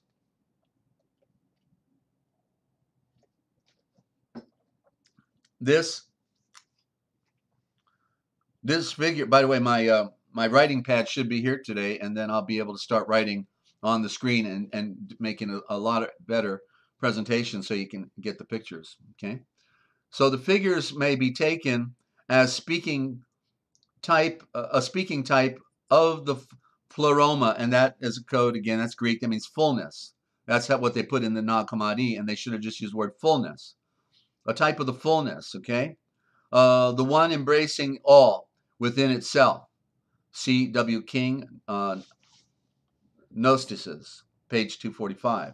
The name Abaraxis, which consisted of 7 elements or letters, that would also be symbolic then of the 7 days, which represents the planets, the sun, and the moon, was a mystery designation of the great Elohim, who combined in himself the entire power of the 7 planets, or the 7 days, including sun and moon, and also of the year of 365 days, the sum of the number values of the letters of Abraxas, working out to 365. This mysterious being is the year. Okay, so he's represented as the year, but the year as the eternity. Okay, so again, the microcosm being represented as the macrocosm, vice versa. G.R.S. Mead, T.G. Hermes, Volume 1, page 402. The year has the same significance as the zodiac, the pathway of the sun, that is the self. Okay, so that's why we said we have a soul, right? We're on the tree, and we're said we have a soul. And what did it just say right here? That the sun represents the self. We are a power source as well, ladies and gentlemen. We are a power source. Okay, we are the center of our own universe. So we are a cosmic representation of the cosmos, another microcosm and a macrocosm. We're actually in the middle, right in dead center between the sun and the atom. We are in the very middle between the sun and the atom, that which is greatest, and then that which is least, the atom. We are in the very center. Even Nasir Haramim did a great presentation on that. Absolutely classic. So he got it. It is a symbol of the life cycle with all its divisions, content, and activities. Paragapati, the year, is the same as Abaraxis, the year. They both mean one mysterious being. All right. One mysterious being, right, in reference to the Great Spirit who made all things, who is the life and source of all that has been, that is, and that ever will be. See, Manavandara, Paroma, Paragapati, relaxed, Samsara, Tuat, Year, Yemer, and Zodiac. Okay, and so there we go. And next in this alphabet of A, when we get here in next 26 days, then will be the absolute, the Father, the absolute Father. That's going to be a good definition to read. And you just heard it right here, ladies and gentlemen. And we're going to go to a little musical interlude while we wait for Yah Love to come on and breathe for us. She's going to do some breathing for us coming up next on the Forbidden History series. What they didn't want you to know, somebody's got to spill the beans, and I'm just happy to do that, ladies and gentlemen. Been spilling them all my life, and got to pick them up too, right? That's right.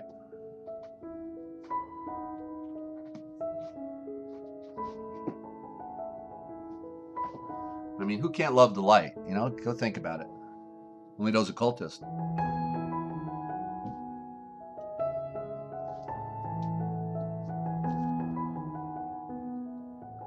Masonic means mother sons of darkness, so go figure.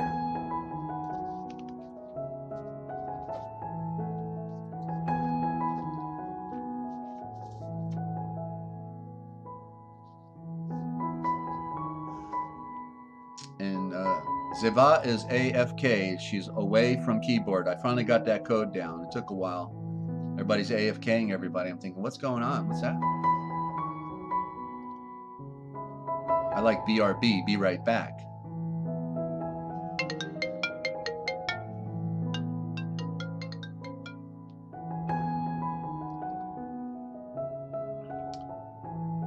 Okay, stand by.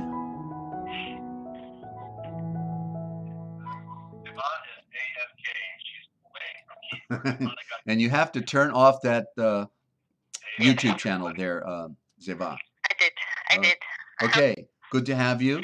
And we missed you yesterday. I certainly did. My voice did. I did a shorter program as a result. So so I just so grateful to have this break and hear somebody breathing the original thought. I at one point was the only one breathing the original thought, and then somebody who speaks 5 different national tongues comes along and begins to trump me on my presentation. And I said, well, come on, you can't get away with this. I'm just going to have to bring you on the program. And so, so how are you breathing? I'm good, thank you. You're breathing good today. Okay, that's wonderful. Thank you. It's very hot today. It's 80 Fahrenheit. I've just looked about. And yeah, it's hot. I stand in the shade, and yeah. And thank you. I also missed you all, and thanks for the birthday wishes. I was very happy to see that from all of you. Okay, well that's great. Yes, we're we're all on that merry-go-round of getting older and hopefully getting better at the same time. And while the UVC and B is wearing down our DNA, and we've really got a short time to pull all this stuff together and a long way to go. And we're in chapter 84 of the original gospel, aka the Aquarian gospel. And so I'm trying to remember what section this is, so I'm just backing up real quick to find it out. Yeah. Do you have it or no? Geez, I'm going way back. Hang on. Okay, yeah, we're in section we're still in the first annual epic, section 15, first annual epic of the anointed ministry of Yeshua, and chapter 84. So there you go, and we're listening in. Thank you. Okay. The Moshiachim turned their faces towards the land of Galilee. But when they reached the city of Samaria, the multitudes pressed hard about them, begging them to tarry in their city for a while. And then they went up to the temple, and Yeshua opened up the book of Moshe, and the eye read, "In thee and in thy seed shall all the nations of the earth be enlightened." And then the eye closed the book and breathed. These shavors were spoken by Yahweh of the only true stars unto our father Avram Haim, and Asher-Rael has been enlightened. Okay, hold up. Yeah. Zeva, you're breaking up. Can you call back? I think we got a bad connection. Okay.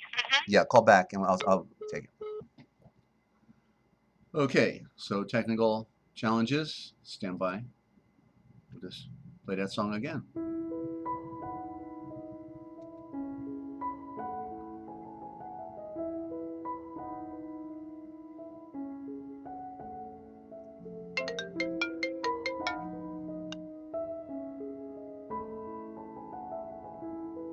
Okay, Zeva, take two. Yeah.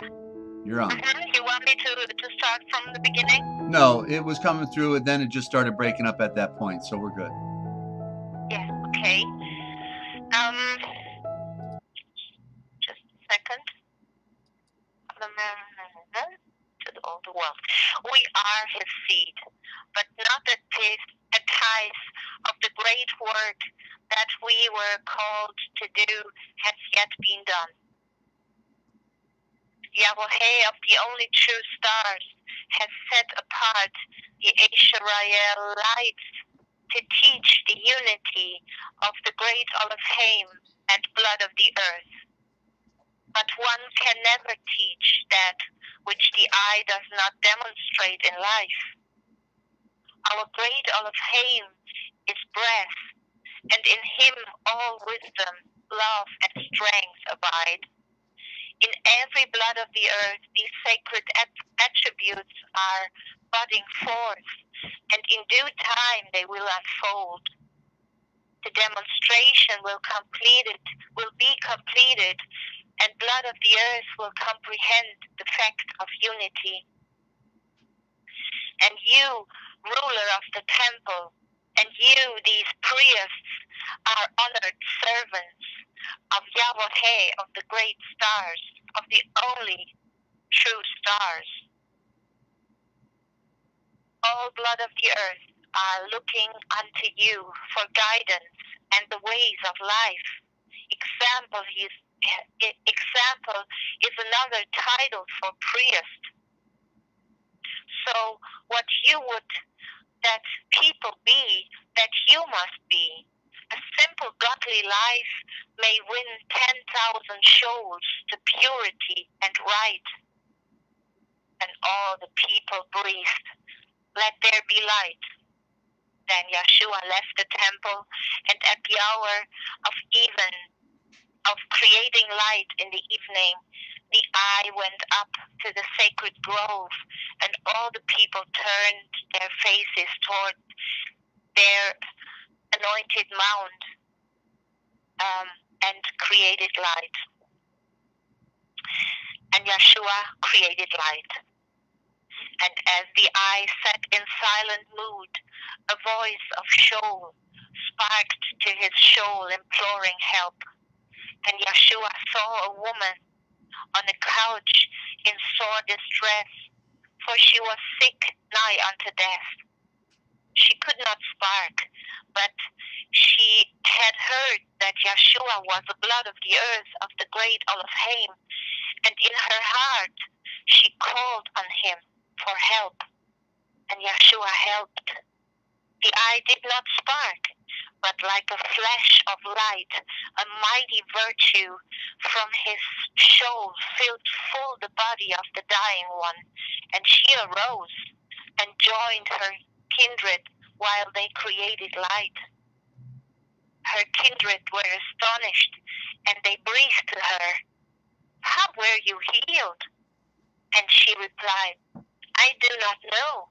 I simply asked the blood of the earth of the great Elohim in thought for healing power, and in a moment I was well." The people breathed, "The gods have surely come to earth, for blood of the earth has not the power to heal by thought." But Yeshua breathed, "The greater power in the throne of the sun and earth is thought. I correct myself. The greatest power in the universe, the sun, moon, and stars, and earth, is thought. The great Elohim made the universe by thought. The eye paints the lily and the rose with thought. Why think it strange that I should send a healing thought and change the ethers of disease and death to those of health and life? It is true throughout all time, you shall see far greater things than this. For by the power of the only true anointed thought, my body will be changed from carnal flesh into breath form, and so will yours.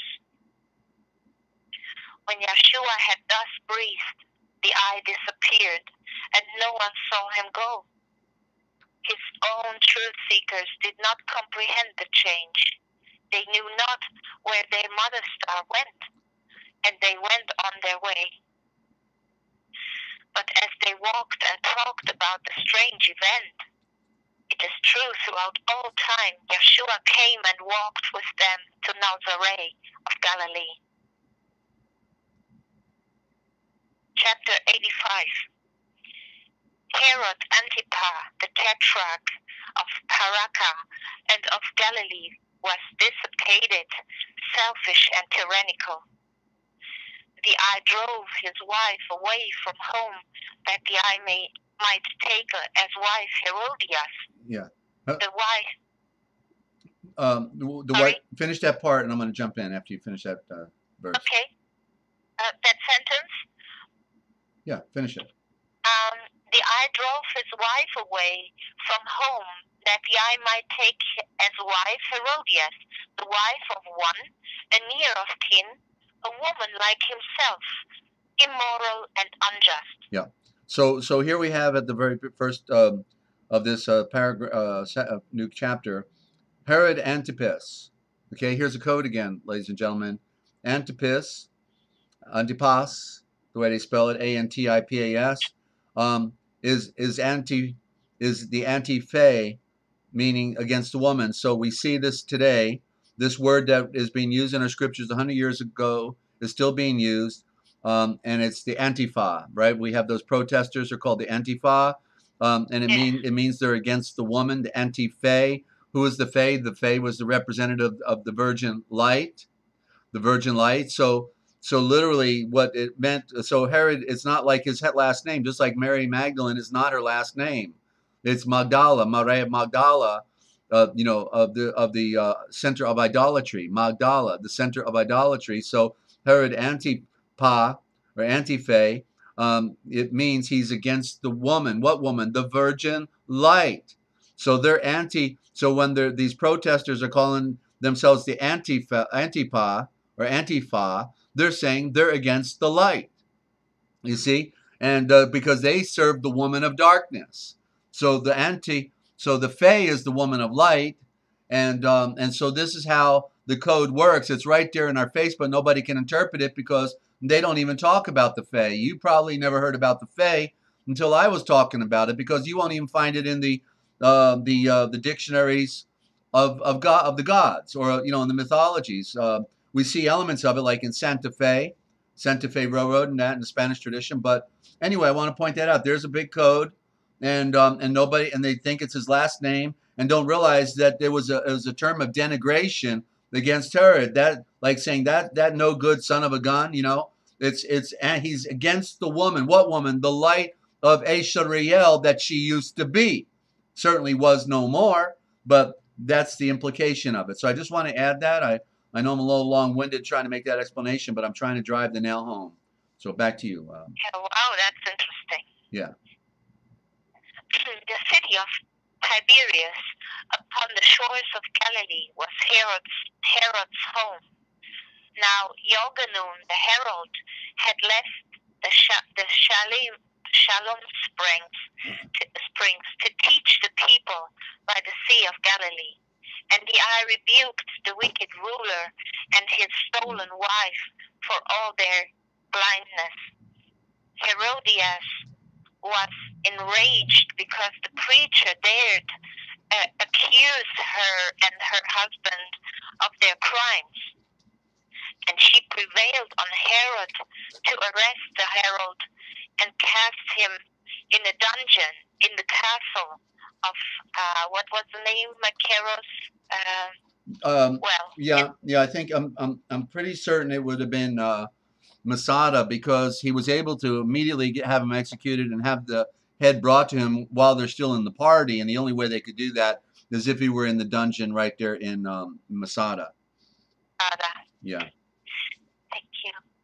And in the dungeon in the castle of Masada that stood beside the bitter sea. And Herod did as she required.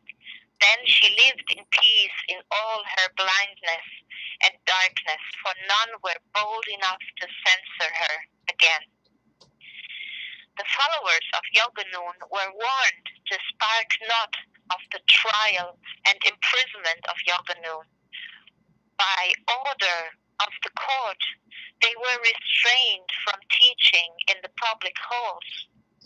They could not talk about this better life, this perfect life, the better life that Herod called the heresy of Yoganun. Yes, the perfect life that Herod called the heresy of Yoganun. When it was known that Yoganun had been imprisoned by the Tetrarch court, the friends of Yeshua thought it best that the eye should not remain in Galilee, but Yeshua breathed, "I have no need of fear. My time has not yet come. No blood of the earth can stay me till my work is done." And when they asked why the great Olofheim permitted Herod to imprison Yoganun, the eye breathed, "You must see and read it for yourself. You stalk of wheat, when it has brought the grain to perfectness, it is of no more worth. It falls, becoming part of earth again, from which it came. Yoganun is a stalk of golden wheat. The eye brought unto maturity the richest grain of all the earth. His work is done. If the eye had breathed another Shavor, it might have marred. Thank you. The symmetry of what is now a noble life. And when my work is done, the rulers will do unto me what they have done to Yoganun and more. All these events are part of the great Olofheim's own plan. The innocent will suffer, while the wicked are in power. But judgment has come to them who caused the suffering of the innocent. Chapter 86. The Mosheachim were in Nazareth. It was the Shabbat day, and Yeshua went up to the temple. The keeper of the books gave one to Yeshua, and the eye opened and read, "The breath of Yahweh has overshadowed me. The eye has anointed me to reach out with the star message to the poor, to set the captives free, to open sightless eyes, to bring relief to those oppressed and bruised, and to proclaim the year of Jubilee has come." I know that was another word. When the eye had read these Shavors, the eye closed the book and breathed, "This scripture is fulfilled before your eyes this day. The year of Jubilee has come, the time when Israel shall enlighten the world." And then the eye told them many things about the royal domain of the only true anointed pure one, the only true anointed one, about the hidden way of life, about forgiveness of blindness and darkness. Now, many people knew not who the speaker was, and others breathed, "Is not this Volshev's son? Does not his mother live on Mamian way?" And one sparked out and breathed, "This is the blood of the earth who did such mighty works in Cana, in Capernaum, and in Jerusalem." And then the people breathed, "Physician, heal yourself. Do here among your kindred all the mighty works that you have done in other towns." And Yeshua breathed, "No navigator is received with honor by the people of his native land, and navigators are not sent to everyone." Okay, now Elijah, wait a minute. Elijah, the beautiful Elijah. I can help if you need it. I have it. Okay. Elijah, the enlightened eye has come. Well, the enlightened eye that goes round. The enlightened eye that goes round has come. Mm-hmm. In other words, the enlightenment. The enlightenment has come, ladies and gentlemen, and they stole the light from us shortly after that. Go ahead. Yes. And he was a blood of the earth of the great Elohim. The eye had the power, and the eye closed the gates of the throne of the sun, and it did not rain for 40 months. And when the eye sparked the Shavor, the rain came on, and the earth brought forth again. All right. And there were many. Well, powerful symbolism, because when it said for 40 months, is that symbolizing of 40 in the wilderness again. There was no rain, just like we want that fulfillment, right? But there is no latter rain. When will the rain come? And then it says, and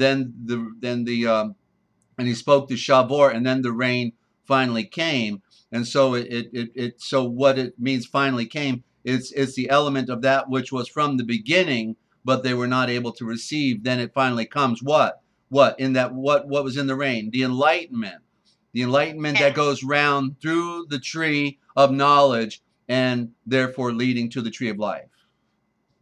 Wow, yes. And there were many widows in the land, but this Elijah, the enlightened eye that goes round, that has come, went to none but Zarephath, and she was enlightened. Yeah, and what is the name Zarephath? It means the woman's seed. Okay, but it would be the pure woman, not the whore. But but this enlightenment that goes round, this enlightened eye that goes round, went to none but to Zarephath, the woman's seed, and she was Barucheth, endowed, born of the endowment and the enlightenment with the mind's eye for seeing in the night. So it's a powerful statement because it creates that picture again. Yeah. I'm learning. Yeah, we all are. And when Elisha lived, it is true throughout all time, many lepers were in Israel, but none were cleansed, save one, the Syrian who had victory of light. It's interesting. It's interesting in all these stories, right, about the woman, Zarephath, and here the Syrian. It's everybody getting the light except for Ashariel. Can we take note of that? Yeah. Everyone except Ashariel. So that's because they were banished. They were annihilated. And who were there as the priesthood were the great pretenders. The great pretenders. That's why they killed him. Absolutely. You have no victory of light. You seek for signs to satisfy your curious whims, but you shall see not till you open up your eyes of victory of light. And then the people were enraged. They rushed upon him, bound him down with cords, and took him to a precipice not far away, intent to cast him down to death. But when they thought they held him fast, the eye disappeared. Unseen, the eye passed among the angry blood of the earth and went his way. The people were confounded, and they breathed, "What manner of blood of the earth is this?" And when they came again to Nazareth, they found him teaching in the temple. They troubled him no more, for they were sore afraid. Chapter 87. In Nazareth, Yeshua taught no more. The eye went with his truth seekers up to Cana, where at a marriage feast the eye once turned water into wine. And here the eye met a blood of the earth of noble birth, whose home was in Capernaum, whose son was sick. The blood of the earth had victory of light in Yeshua's power to heal. And when the eye learned that the eye had come to Galilee, he went in haste to meet him on the way. The blood of the earth met Yeshua at the 7th hour, and the eye entreated him to hasten to Capernaum to save his son. But Yeshua did not go. The eye stood aside in silence for a time, and then he breathed, "Your victory of light has proved a healing balm. Your son is well." The blood of the earth knew Yeshua and went his way toward Capernaum. And as the eye went, he met a servant from his home who breathed, "My Lord, you need not haste. Your son is well." And the father asked, When did my son begin to mend?" And the servant breathed, "On yesterday, about the 7th hour, the fever left." And then the father knew it was the healing balm of Yeshua that Yeshua sent that saved his son. In Cana, Yeshua tarried not. The eye went his way with his truth seekers to Capernaum, where the eye secured a spacious house where with his mother the eye could live, where his truth seekers might repair to hear the Shavor.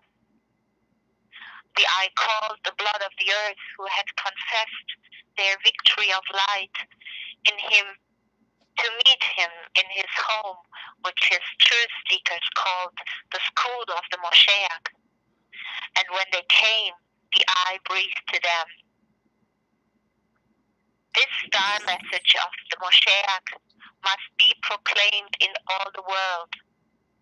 This Moshiach vine will be a mighty vine, whose branches will comprise the peoples, tribes, and tongues of all the earth. I am the vine. 12 blood of the earth shall be the branches of the stock, and these shall send forth branches everywhere. And from among the people who have followed me, the only true anointed, pure, great breath of light will call the 12. Go now and do your work as you have done your work, but listen for the call." Then the truth seekers went unto their daily tasks to do their works as they had done, and Yeshua went alone into the Hamath hills to create light. 3 days and nights the eye spent communing with the silent brotherhood. Then, in the power of the only true anointed breath, the eye came to call the 12. Chapter 88. Beside the Sea of Galilee, the Moshiach mother star walked, multitudes of people followed him. The fishing boats had just come in, and Kefe and his brother waited in their boats. Their helpers were ashore repairing broken nets. Yeah, and I just want to add, because we use the correct terminology and not the codes, they threw in Kefe is the original word, and it's seen in the Aramaic scriptures today for who we call Peter. Peter does not mean the rock; it means father, pater, patre. Okay, and so that's why they made him represent the Catholic Church. Okay, so it's a switch out. It's our scriptures were filtered. That's the evidence of it. Okay, so kefe means the keys, the fiery keys of the woman. The Fae is the woman. We just talked about Herod being the anti-Fae, right? Yeshua gives him the name of the kefe, the keys of the woman, the virgin woman, the light that shines down, the keys that open everything up, the rays of light. Get the picture, ladies and gentlemen. Zeva, back to you. Yeah.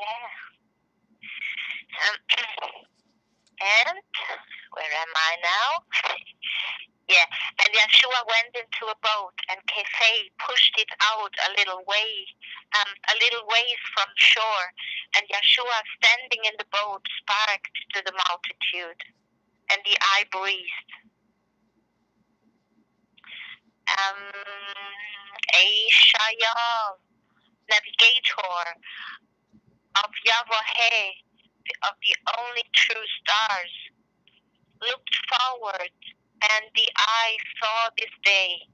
The eye saw the people standing by the sea, and the eye exclaimed, the land of Zebulun and Naphtali, land beyond the Jordan, and toward the sea, the Gentile Galilee. The people were in darkness, knowing not the way, but it is true throughout all time. They saw the day star rise. A light streamed forth. They saw the way of life. They walked therein. And you are enlightened beyond all people of the earth today, because you first may see the light and may become the youth of the light. And then Yeshua breathed to Kefe, bring your nets aboard and put out in the deep. And Kefe did as Yeshua bade him to do, but in a lack of victory of light, the eye breathed. This is a useless trip. There are no fish upon this shore of Galilee today. With Andrew I have toiled all night and taken naught. But Yeshua saw beneath the surface of the sea, and the eye saw a multitude of fish. The eye breathed to Kefe, cast out your net upon the right side of the boat. And Kefe did as Yeshua breathed, and it is true throughout all time. The net was filled. Its scarce was wrong enough to hold the multitude of fish.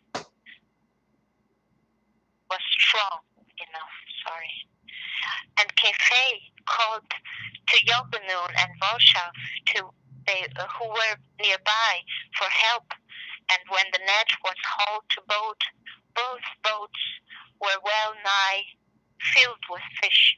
When Kefe saw the heavy catch, the eye was ashamed, and of what he breathed. Ashamed because the eye had no victory of light, and the eye fell down at Yeshua's feet and breathed, Healer, I know. And Yeshua breathed, you must see and read it for yourself, the catch. From henceforth you shall fish no more for fish. You shall cast forth the net of Moshe Akin into the sea of human life upon the right side of the boat. You shall ensnare the multitudes to enlightenment and peace.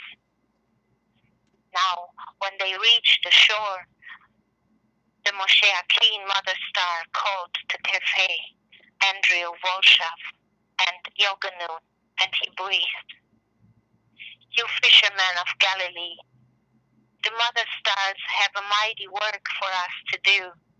I go, and you may follow me." And they left all and followed him. And Yeshua walked along the shore, and seeing Philip and Nathanael walking on the beach, the eye breathed to them, "You teachers of Bethsaida, who long have taught the people Greek philosophy, the mother stars have a higher work for you and me to do. I go, and you may follow me." And then they followed him. A little farther on, there stood a Roman tribute house, and Yeshua saw the officer in charge. His title was Matthew, who once abode in Jericho. The youth who once ran on before the healer into Jerusalem. He breathed, "You must see and read it for yourself. The Moshiach King comes." And Matthew was a blood of the earth of wealth, and learned in wisdom of the Judeans, the Syrians, and the Greeks. And Yeshua breathed to him, "Enlightened be you, Matthew, trusted servant of the Caesars. Be enlightened." Yeah, something like that. Hail. Wait a minute. Rise. Just simply rise. Rise. The mother stars call us to the tribute house of the shows. I go, and you may follow me. And Matthew followed him. Oh, well, if it's, I wasn't fully on I was diverted. I had a technical problem. So that would be rise and be healed in the light. Mm-hmm. Rise and be healed in the light, yes. Yeah, and Yeshua breathed to him, "Rise and be healed by the light, Methuselah."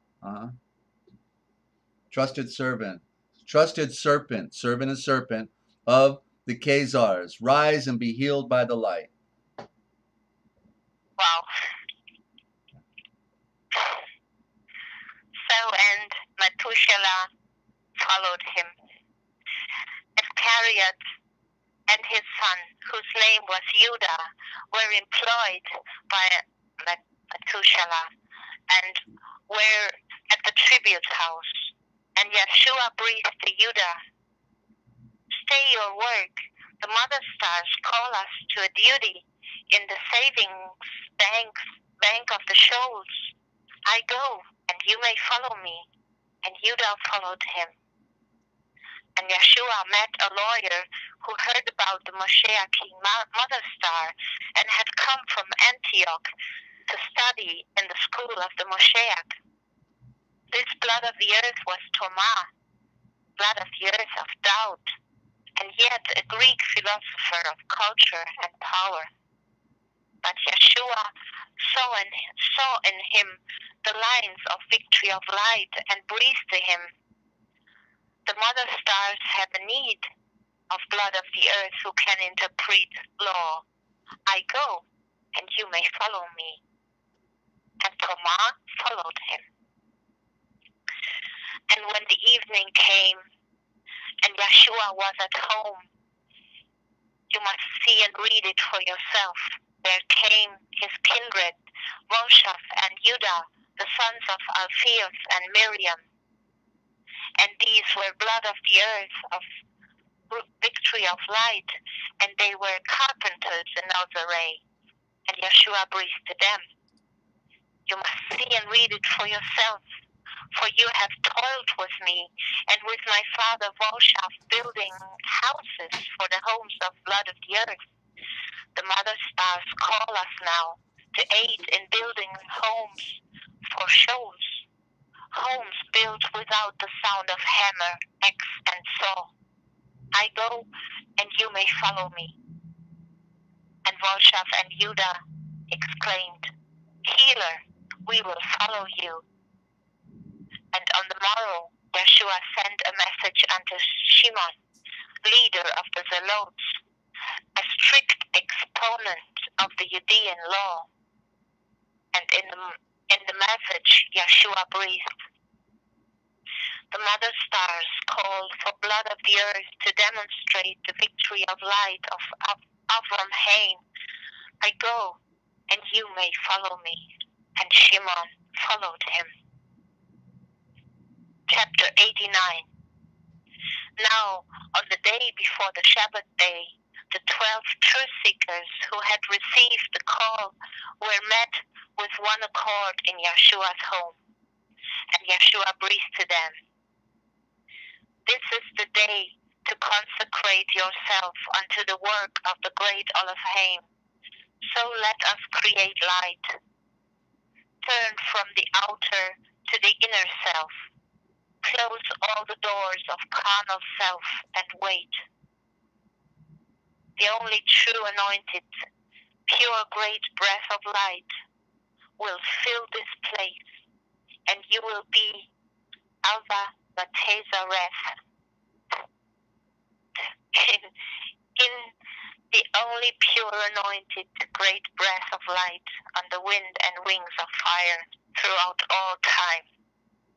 And then they created light, a light more brilliant than the noonday sun, filled all the room, and tongues of flame from every head rose high in the air. The atmosphere of Galilee was set astir. A sound like distant thunder rolled above Capernaum, and blood of the earth heard songs, as though 10,000 royal Malaks joined in full accord. And then the 12 truth seekers heard a voice, a still small voice, and just one shavor was breathed, a shavor they dared not spark. It was the sacred title of the great Olive Haim.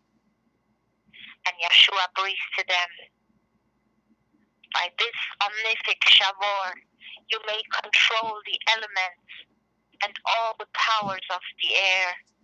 And when within your shoals you spark this shavor, you have the keys of life and death, of things that are, of things that were, of things that are to be. You must see and read it for yourself. You are the 12 great branches of the Moshiachin vine, the 12 foundation stones, the 12 royal Malaks of the Moshiach.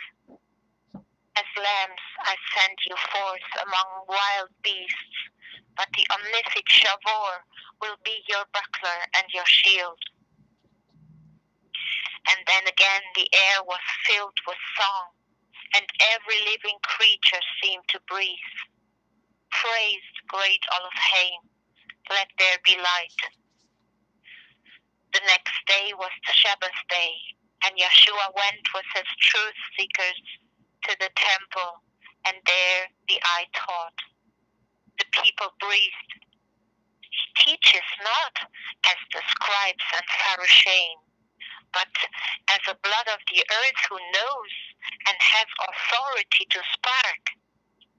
And Yeshua sparked. A blood of the earth obsessed came in. The dark winds that obsessed the blood of the earth were of baser sort. They often threw their victim to the ground or in the fire. And when these winds saw the Moshiachin mother star in the temple, they knew him and they breathed, "You son of the great Olive Haim, why are you here? Would you destroy us by the shavor before our time? We would have naught to do with you. Let us alone." But Yeshua breathed to them, "By the omnific shavor I spark. Come out. Torment this blood of the earth no more. Go to your place." And Then the unclean winds threw the men upon the floor, the blood of the earth upon the floor, and with a fiendish cry they went away. And Yeshua lifted up the blood of the earth and breathed to him, "If you will keep your mind fully occupied with perfection, the darkness, the dark winds cannot find a place to stay. They only come to empty heads and hearts. Go on your way and be no more blind." The people were astonished at the shavors that Yeshua sparked, the work that the eye did. They asked among themselves, "Who is this blood of the earth? From whence comes all this power that even unclean winds fear and flee away?" The Moshiach Mother Star left the temple with Kefe, Andrew, Walshaf, Yoganoon. The eye went to Kefe's house where one, a near of kin, was sick. And Kefe's wife came in. It was her mother who was sick. And Yeshua touched the woman, and she lay upon her couch. As she lay upon her couch, the eye sparked the shavor. The fever ceased, and she arose and ministered to them. The neighbors heard what had occurred, and then brought their sick and those obsessed, and Yeshua laid his hands on them, and they were healed. Okay, Yolev, thank you. That was Thank you. a great read. You're getting good at that. Thanks a lot. Whew. I figured I'd let you read to make up for yesterday, and we got a good. You know, the one scripture that you read back where he called Methuselah, and I'm looking to find it here. I'm looking. Yeah. And Matthew was, and Yeshua. Okay, 24, verse 88:24, and Yeshua breathed to him, "Rise and be healed by the light." Now I want to qualify because it's not Matthew, it's Methuselah. Methuselah means remember there was Methuselah. He was I believe the father of Nova, and so he had a new star. Nova is the new star, and so Yeshua. So Matthew, he's what, a tax collector. He's a Levitical scribe, a Levitical priest, but he wants nothing to do with the phoniness. He'd rather be an honest tax collector, and he's working for Rome. But Methuselah means at the end of time the healing root comes. And so what is Yeshua? So what Yeshua is saying in the statement is pinnacle. Notice it's different than the others that he called. What he's saying, he says it twice. He says, and Yeshua breathed to him, "Rise and be healed by the light," Methuselah, meaning the healing root that comes at the end of time. Rise and be healed by the light. Math means truth. Math means truth. So he's got the name of truth in his name, plus the healing root. And so rise and be so Yeshua breathed unto him, "Rise and be healed by the light," truth of the truth of the healing root. Trusted serpent. Trusted serpent. What is the trusted serpent? The truth from the healing's root. That's what's the healer. That's what is the light of the case. But he's now still talking to the man, and he says of the Khazars. But what does Khazar mean? Khazar means the keys of the fiery star, the keys of the fiery light. So literally, he's saying, and Yeshua breathed unto him, "Rise and be healed by the light." Truth from the healing root. Trusted serpent of the keys of fire. Rise and be healed by the light. You get it? Ooh, you see? It's a whole nother statement. In other words, the way it was translated is not the way it was supposed to be read. You see? Wow. I just revealed the real meaning. It's not, he wasn't saying trusted servant of the Kaiser. He was saying trusted servant who held on to the keys of fire. Because why? He would rather be an honest tax collector, than a lying, stinking, worthless, no good, you know, Levitical priest with all the other ones, right? You see, he'd rather be honest and just go get a job somewhere instead of pilfer off of the people. If he's going to do it, at least do it for Rome. But the point is that it has a double meaning here. When we can interpret the word, then all of a sudden we realize it's not what the way it was translated is not what he was saying. You see? Because what does it say here? And Jesus said to him, "Hail, Matthew, trusted servant of Caesar, hail." You see? But instead, it's Yeshua breathed unto him, "Rise and be healed by the light, truth from the healing root, trusted serpent of the keys of fire." The serpent, what is the serpent with the keys of fire? It is the sun. The sun is the trusted serpent with the keys of fire. What serpent? The cobra, which means my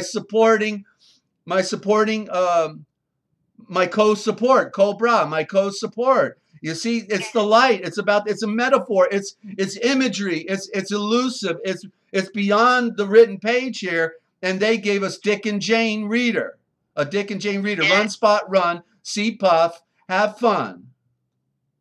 Wow, isn't that amazing? Oh yeah, I saw it, and I didn't want to stop you when you were reading because I realized what it was when I said no, go rehail at the way it should be, being rise up and be healed by the light. But then as you were reading, I was looking at it and saying, oh, I can't believe this, I can't believe it. And so that's how the code works, ladies and gentlemen. You see, the code, we have to know the meaning of Matthew. We need to know the meaning of Kaiser. We need to know the meaning of hail, and servant is serpent. It's right there waiting to be picked up and run with. That's called in essay.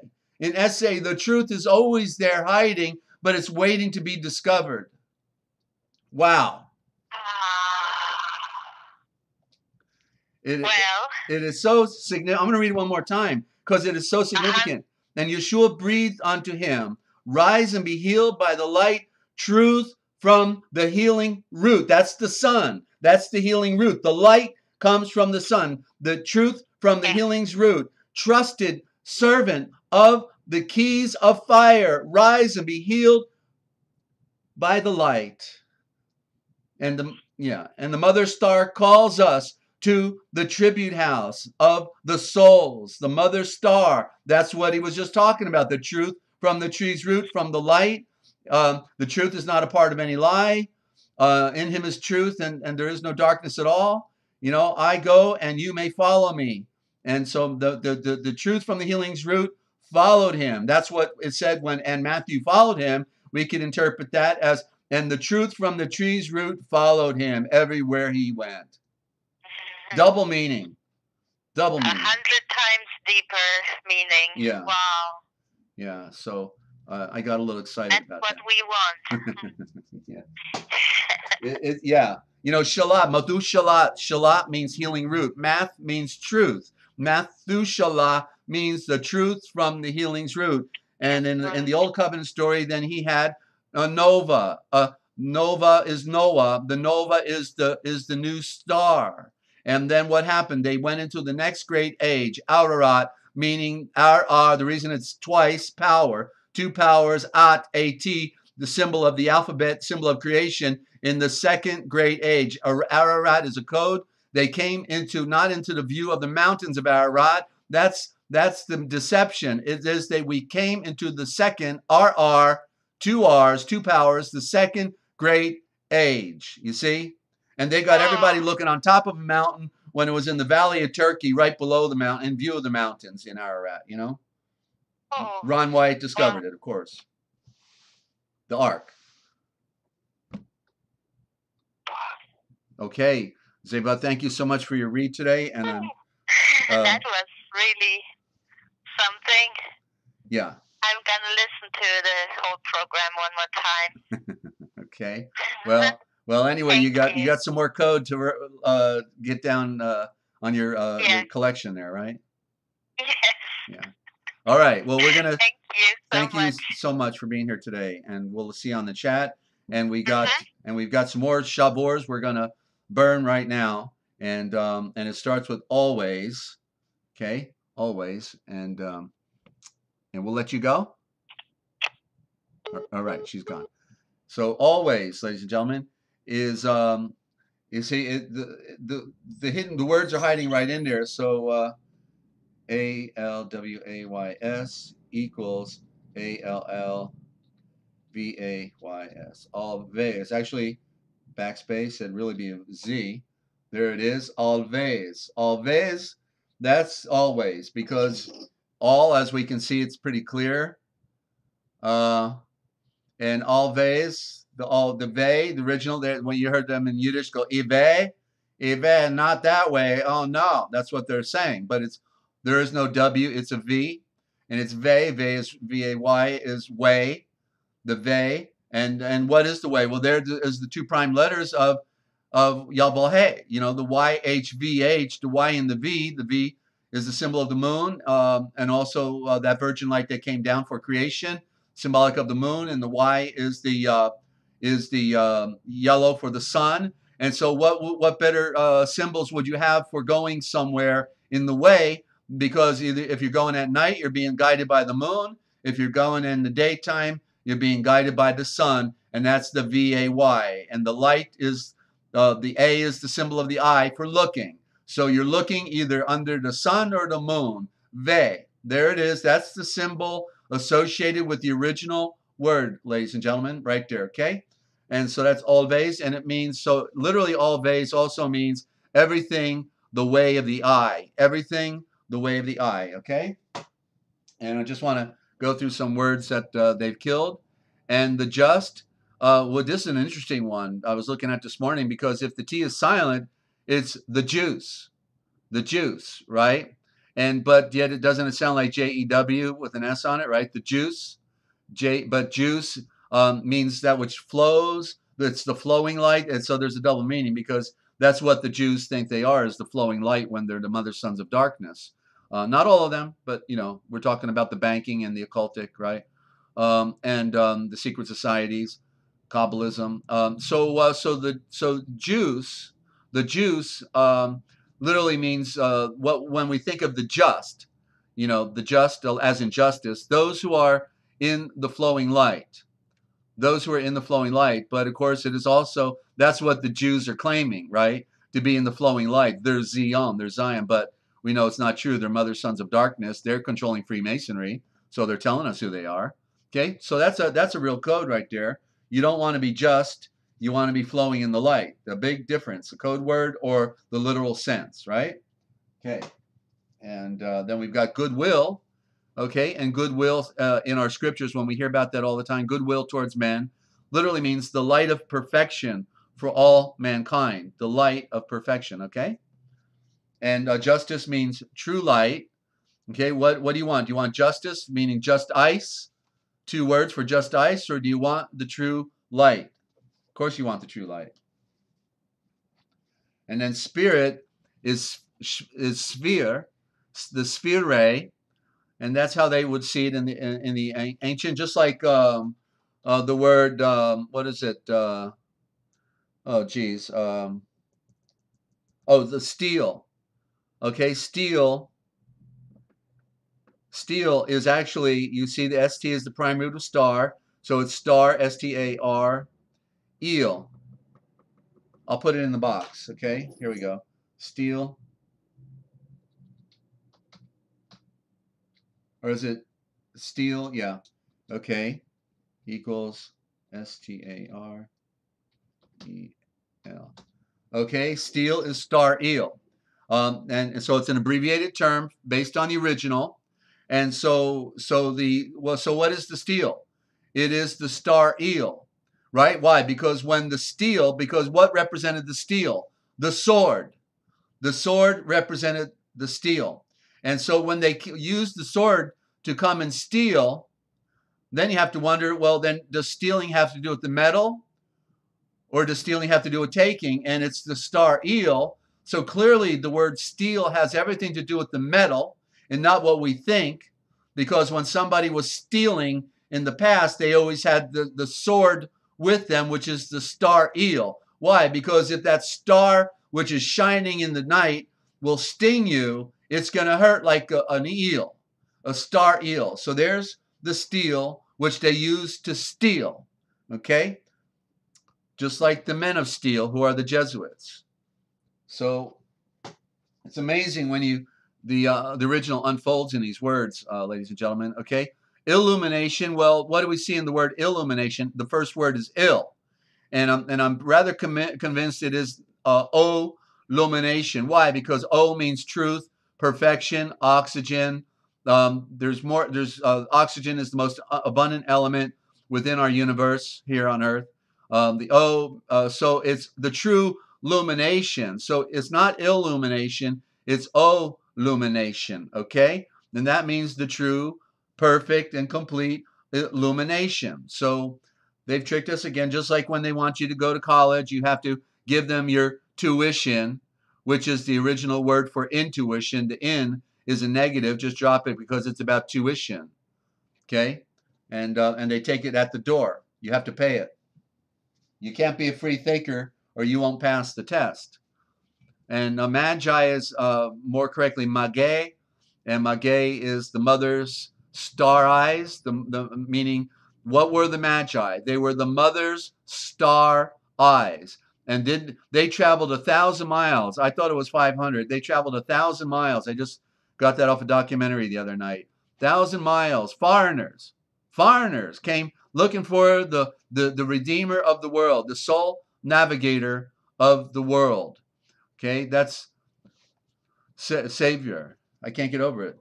Soul navigator. Let me write that down. The words are flowing, ladies and gentlemen. I'm telling you, the light is shining. It's shining. Right here on the Forbidden History, the real public radio. And you know, the more I've been doing this broadcast, the just so many discoveries that you know, are unfolding now. So the magi are at the center. The mag is at the center, and so it's the mother's star eyes. They followed a star. That's what the magi means. You see, and they followed a star, looking for the one who would save the world. And constellations. Well, what part of a con don't we get? We don't want a constellation. They are called stillations. They are distillations and stillations is still an abbreviation of the original thought. We get the part of still. We know that the stars aren't moving, right? They're still, but ations is action. It's missing the C. And so they are the still actions, okay? They were pictures in the sky that are telling a story, and they are the still actions, not constellations. They are the still actions, the pictures in the sky. They are active. They are light. They are telling a story, the Big Dipper, the Little Dipper. Which one do you want? I'll take the Big Dipper, please, anytime. But it's a lot to drink down because most people cannot take it, you know. And Shelley, your head is spinning. You're on fire. Which is it? Whoa. And so the still actions. It's just, this is why I have to do a dictionary, ladies and gentlemen, to show all this stuff, you know. I've got 24 books in the making, and I can't do one of them right now till I get my arrangement with my computer set up. Oh, but by the way, while y'all love Zeva was reading, while she was reading, I went downstairs. I found out through the tracking that my tablet, I don't know what you call it, that allows me to write on the computer screen to do graphics, just arrived. So to my special friend that you know, made a wonderful donation to allow for that, I want to thank you. I don't want to give out names because I don't want to rob anybody of their blessing. Oh, that we don't want a blessing, do we? We want the barokim, the endowment and the enlightenment, of course, being born of the endowment and enlightenment. So thank you to a very special friend of the network here that helped us to get the writing tablet that I can now do graphic images on and give it to you in a bigger way. I've been waiting for this all my life, but in the last couple of years, actually. So big upgrade here coming quick. I got to figure out how to use it, but it's a great day today, and so thank you. Okay, the holy, of course, means the only true anointed. If we just see the word holy by itself, it means the only true anointed. So the H is the OL represent in a primary only, but also anointed. And so the only true anointed light. Actually, we could add the word light because the Y represents the yellow light. Okay, so the only true anointed light, and it's a code. Absolutely, it's a code, and if you can get the meaning of some of these simpler words, then the bigger ones will click with you, and you'll realize that when I've been doing this for 40 years, it is a science, and I can literally see words right here for the first time as we go because there's so many of them. You know, there's so many of them. How do you begin to go through all, the 500,000 words in our modern, which are components of a primary root? Like in our Strong's Concordance, I think there's only what? Let me tell you, hang on.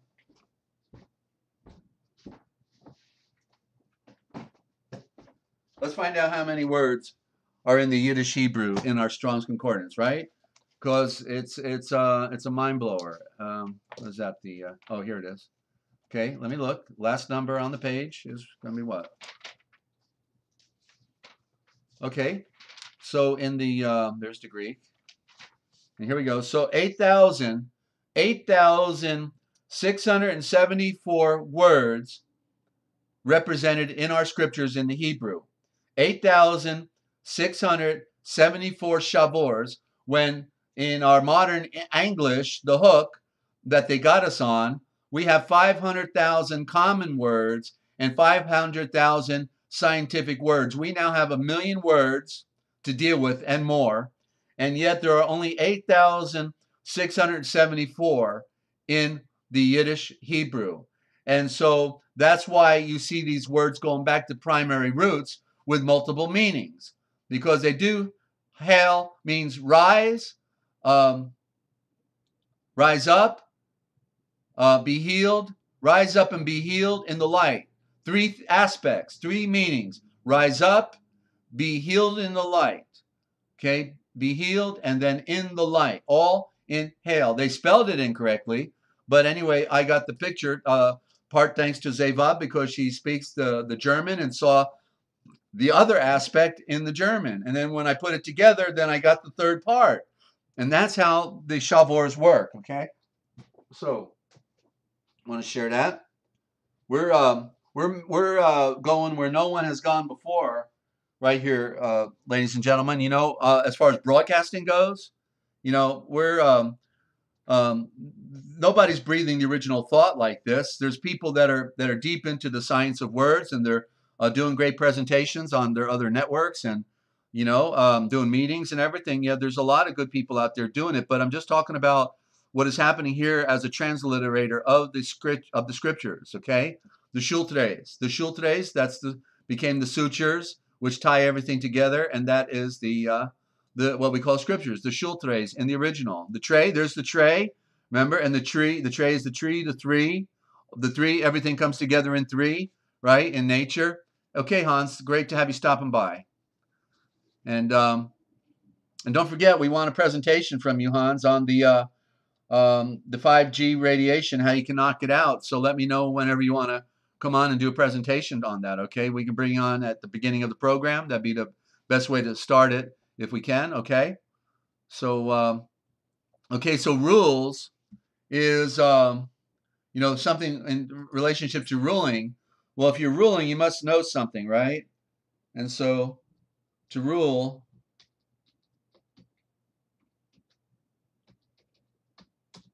okay? So there you see the royal. So ruling means, okay, and you bet. You're welcome, Hans. And rule, then the R-O-O-L, correct spelling, because the U is a code. The U is a code for typically the 2 O's. You hear it in the sound, the U, ru. And so rule, R-O-O-L, then is means the royal owl. This R is symbol for royalty, prime element, and it's the royal owl, because one who's ruling must know something and he must see. He's like, they would have regarded him as the one who sees, right? He's holding the scepter, which on the scepter has the ball, which is the symbol of the sun. So he's representing the all-seeing eye. Okay? So hard to speak, free for me. Yeah, whenever you find the right time. I do also evenings, Hans, at 9 Okay, and or if we need to do a special, maybe we can do a special time. If that works better for you, just let me know. You know, you can get me on Skype or call me on the phone, whatever. All right, all the best. Thank you. And so that's rule. And then heaven, in when it's in reference to the sun, most correctly it would be the sun of creation. That's what's implied in the heaven, because the sun is the creation. The sun, the light atoms are the first thing that made all other things, starting with the Elohim being the planets and the moons. They are Elohim. The great Elohim is the sun, and the great Elohim is Yeshua as well. Okay, it's metaphor, and it depends upon what aspect of this creation you're talking about. The first atom, or the great atom, also known as Eden. Okay, yeah, they've really done a number on our psychology, ladies and gentlemen. But if you keep following, you will get it. All right, it will come. Death pledge is mortgage. That's a mortgage. Mortgage. Mort is death. Mortuary, right? And pledge is gauge. So the death, you get a mortgage, you just got the death pledge, and they're going to get the house back from you, one way or another. Okay, yeah, you know that. So yeah, we're on a roll today.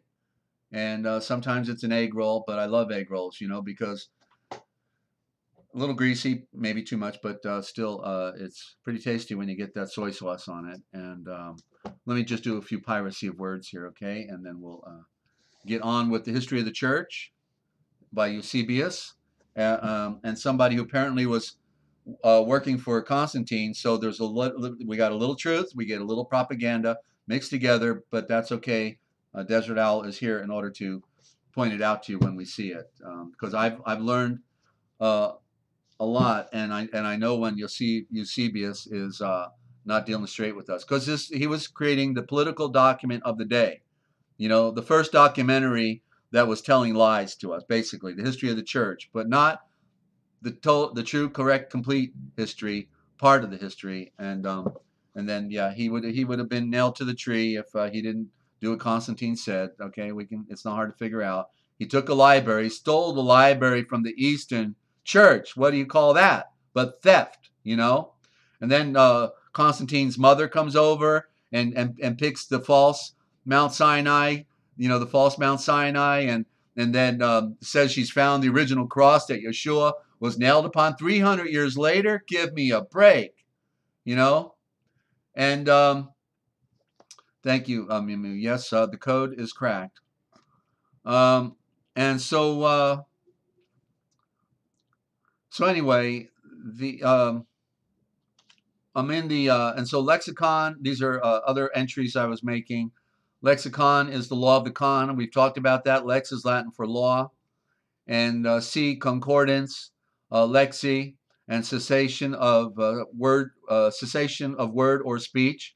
Lexi. Oh yeah, that's right. Lexi means cessation of word or speech, and then they put all the Hebrew in a lexicon, right? Which means the cessation of word or speech. What an in your face, nobody ever researches, you know? They just eat it all up. Yum, yum, eat it up. Yep. Secret society. Oh, well, you know, basically you cannot have freedom wherever you have secret societies, so there is no freedom. That's why we have people suffering today. Okay, secret societies. 1, a secret military occupation. There you go, 33 degrees of military code. 2, private, unannounced. See Morals and Dogma, the Talmud, Masons, Society of Jesus, Jesuits, Nazi, and Finessing. Yeah, they've been finessing all along, haven't they? Cairo. And this is out of the book of The Piracy of Words, by the way, that, yeah, I haven't been reading it. I've been doing it on the cards. I've been writing cards while we're doing this broadcast. Okay, Cairo. I'll tell you what, I'm going to leave it right there. I'll pick it up with Cairo tomorrow. I see the clock ticking. I didn't realize how much time had ticked away. And let's get on real quick, and then we'll call it a wrap with the history of the church. Church is another code. That's Kirkai. That means an occultic circle, a circle of darkness. Because the original word for church is the the perfect circle of the called out ones. Okay, the perfect circle of the called out ones. The circle is the completion of the cycle of fulfillment for man. Okay, and so let me see how much we got here. Not too bad. Okay, let's do it, Desert. All right, let's do it. The Ebionite sect, the heresies of Cerinthus and Nicholas. There were others of whom the dark natures, unable to shake their devotion to the true Mashiach of Yahweh, caught in a different trap and made his own. Ebionites, they were appropriately named the first Christians in view of the poor. I mean, in view of the poor and mean opinions they held about Christ. Huh.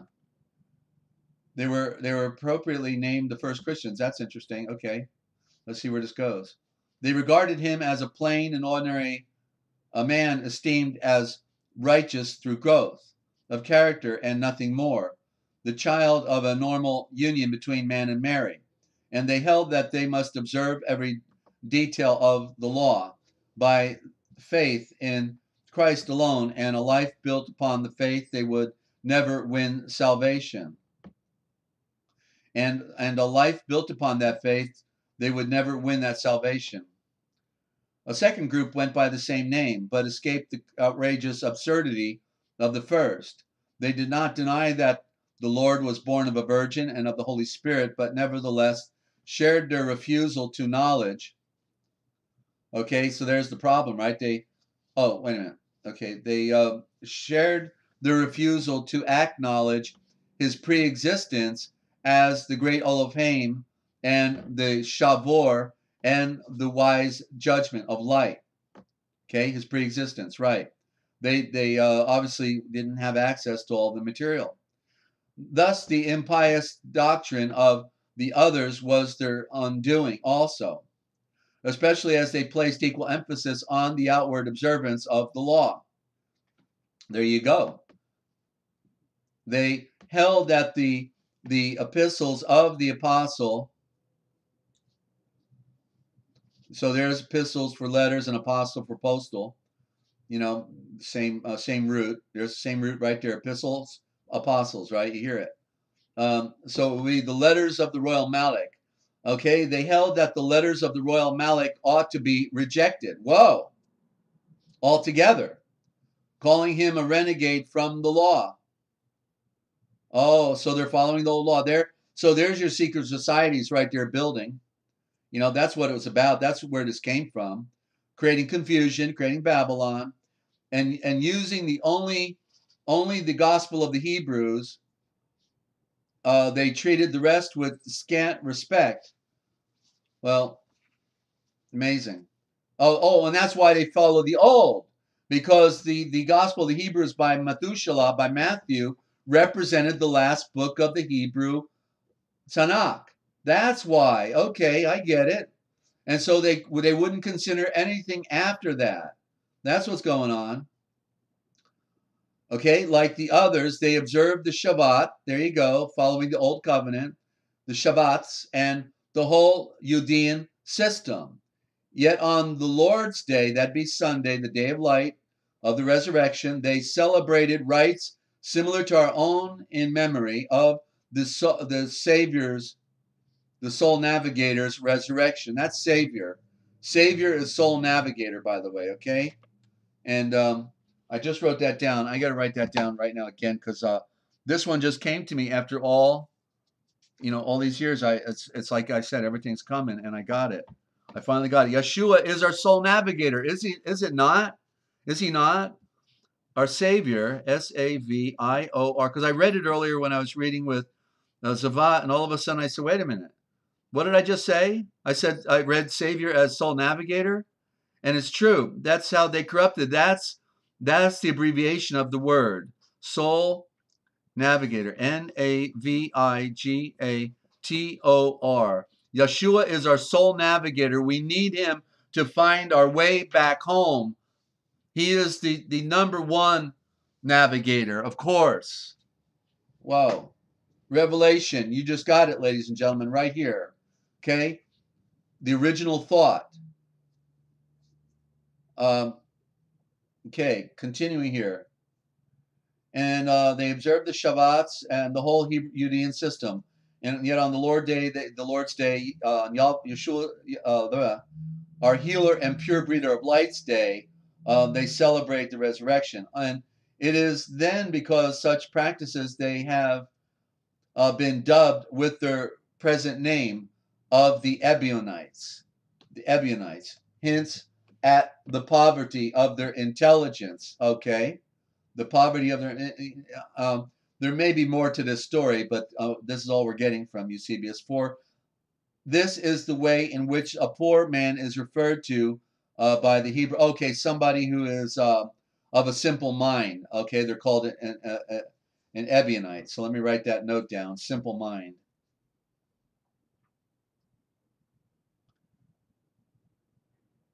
Sounds like a Talmudic code. Okay. At the time under discussion, tradition tells us another heretical sect was founded by Cerinthus, Gaius, whose words I quoted earlier in the disputation attributed to him, writes this about him. Then there is Cerinthus, who by revelation purporting to have been written by a great Malik, royal Malik apostle, presents us with the tale of wonder falsely alleged to have been shown to him by the royal Malik. He declares that after the resurrection of the royal domain, the royal house of the son of the Mashiach, will be on earth, and that carnal humanity will dwell in Jerusalem. Of course, we know that was done away with. Once more enslaved to lusts and pleasures. And in his enmity towards the scriptures of Yahweh and his anxiety to learn to lead men astray, he foretells a period of 1,000 years given up to wedding festivals. Yeah, another misinterpretation of Revelation as well. The 1,000-year, nobody gets that one. I'll have to do that presentation. I'll try to do that on Sunday night. That'll be a special that we're doing on Sunday night. Let me write that down. Okay, I may have talked about it before at the beginning of this series, but let me just write this down because it's in the word, ladies and gentlemen. Thousand. Okay, Sunday night special, right? We got some questions. By the way, if you have a comment or a question, we can take them anytime. You know that. But certainly on Sunday night, if you want to give me a question for Sunday night, I'll take it for that as well. I can only do so much, but we'll put them in order. Okay. So so where are we at here? And okay. So and in his enmity towards the scriptures of Yahweh and his anxiety to lead men astray, he foretells a period of 1,000 years given up to wedding festivities. What that's all about, I don't know. Dionysius again, who held the bishopric of the Alexandrian See in my own time in Book 2 of his promises, makes certain statements about the revelation of Yalganun. On that would be the apocalypse of Yalganun, which means epic of light, on the basis of very ancient tradition. He then refers to Cerinthus in the following terms. Cerinthus, the founder of a sect called Cerinthian, after him, who wished to attach a name commanding respect to his own creation. This, they say, was the doctrine he taught, that the Mashiach's royal domain in the house of the Son would be on earth, and that the things, or the kingdom of heaven, would be on earth, and that the things that he lusted after himself, being the slave of his body, well, his body would be the slave. That's the serpent. And sensual thought and through, and sensual through and through, filled the heaven of his dreams. Sounds like Freemasonry, doesn't it? Unlimited indulgence in gluttony and lechery, and at banquets, drinking bouts, and wedding feasts, or to call these by what he thought more respectable names, festivals, sacrifices, and the immolation of victims. Sounds like Freemasonry. That is how Dionysius puts it. Irenaeus, in Book 1 of his Heresies, answered, set out in some of his more revolting errors, and in Book 3 has placed on record a memorable story. Forgive me. He states on the authority of Polycarp that one day Yalganon, the royal Malik, went into a bathhouse to take a bath. But when he found that Cerinthus was inside, he leapt from the spot, he got out and ran for the door, as he could not endure to be under the same roof. He urged his companions to do the same, calling out, let us get out of here, for fear the place collapses, now that Cerinthus, the enemy of truth, is inside. In their day as well, certainly the royal Malik would not bathe with somebody like that. In their day as well, the very short-lived sect of the Nicolaitans, well, that's the secret Latins, the Nicolaitans, secret society of the Latins, the secret religion, came into existence. And the scholars say they don't even know who the secret Latins are. The Nicolaitans, they don't know who they are. And it's right in the word. It is mentioned in the revelation of Yalganon, these secretaries laid claim to Nicholas, who, like Stephen, was one of the deacons appointed by the royal Malik to assist those in want. Clement of Alexandria, in the Book 3 of the Miscellanies, gives this account of him. This man, we're almost done here. This man, we are told, had an attractive young wife. After the sole navigator's ascension, and the royal Maliks accused him of jealousy, so he brought his wife forward and said that anyone who wished might have her. This action, we are told, followed from the injunction, the flesh must be treated with contempt. And by following example and precept crudely and unquestionably, the members of the sect do in fact practice utter promiscuity. By my own information is that Nicholas had no relation with any woman but his wife, and that of his children, his daughters remained unmarried till the end of their days, and his son's chastity was never in doubt.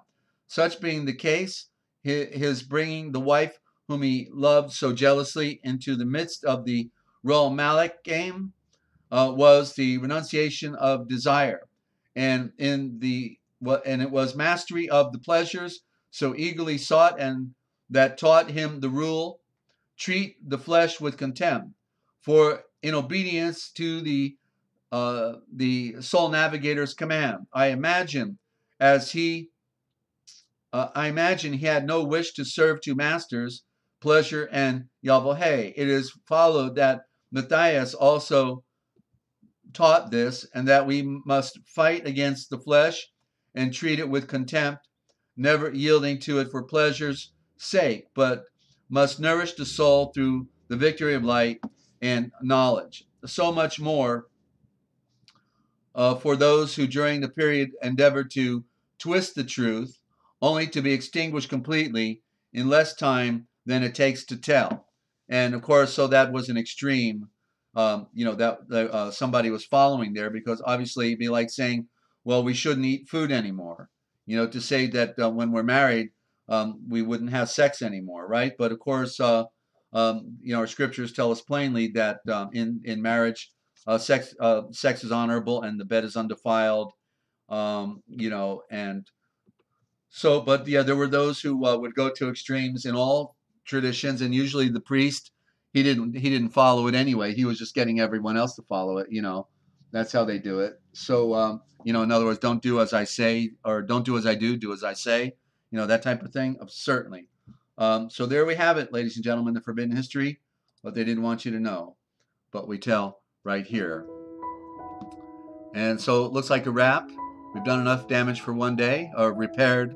Maybe we should say repaired all the damage they've been doing to our, our plight. And anyway, I want to thank you all for tuning in. Hope you're getting the picture. It's always a new day when the sun rises, even though we are in a day without end. We are in this dual realm, ladies and gentlemen, where both worlds are here right now. We see the darkness every 12 hours. We see the light every 12 hours. It's telling us to get the picture. Get the picture. We have to see and read things for ourselves, but I'm happy to help you along in being able to do that, because the lies are so great.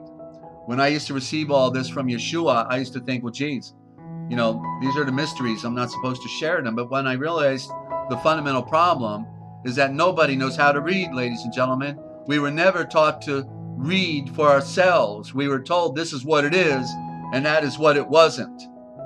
It was a lie from the beginning, because the Luciferian occult is a liar from the beginning, right? It is the darkness, the deception. Thank you, Lynn. Good to have you. Thank you for your radio check all the time. And Zeva, who's Yalav, and Mew Mew, thank you. And Ninja as well, thank you for your wonderful effort on the break music and the graphics. And so, ladies and gentlemen, just don't forget, if you're wanting to know the future, there's nothing new under the sun. Just look for the Forbidden History right here, 7 days a week, coming your way on the RealPublicRadio.net, Free America Radio Network. It's what they didn't want you to know that we tell right here. Somebody's got to do it, and I'm your host, Desert Owl, a bird who sees in the night. That host is only true star. I'm only attempting to be a true star that my soul navigator, Yeshua, has called to do. Thank you for all your positive thoughts, your love, and do come back, won't you? And tell a friend, and be safe out there. It's getting tough every day. People suffering. There's no end, and it's only going to get worse. We need to embrace the light, ladies and gentlemen.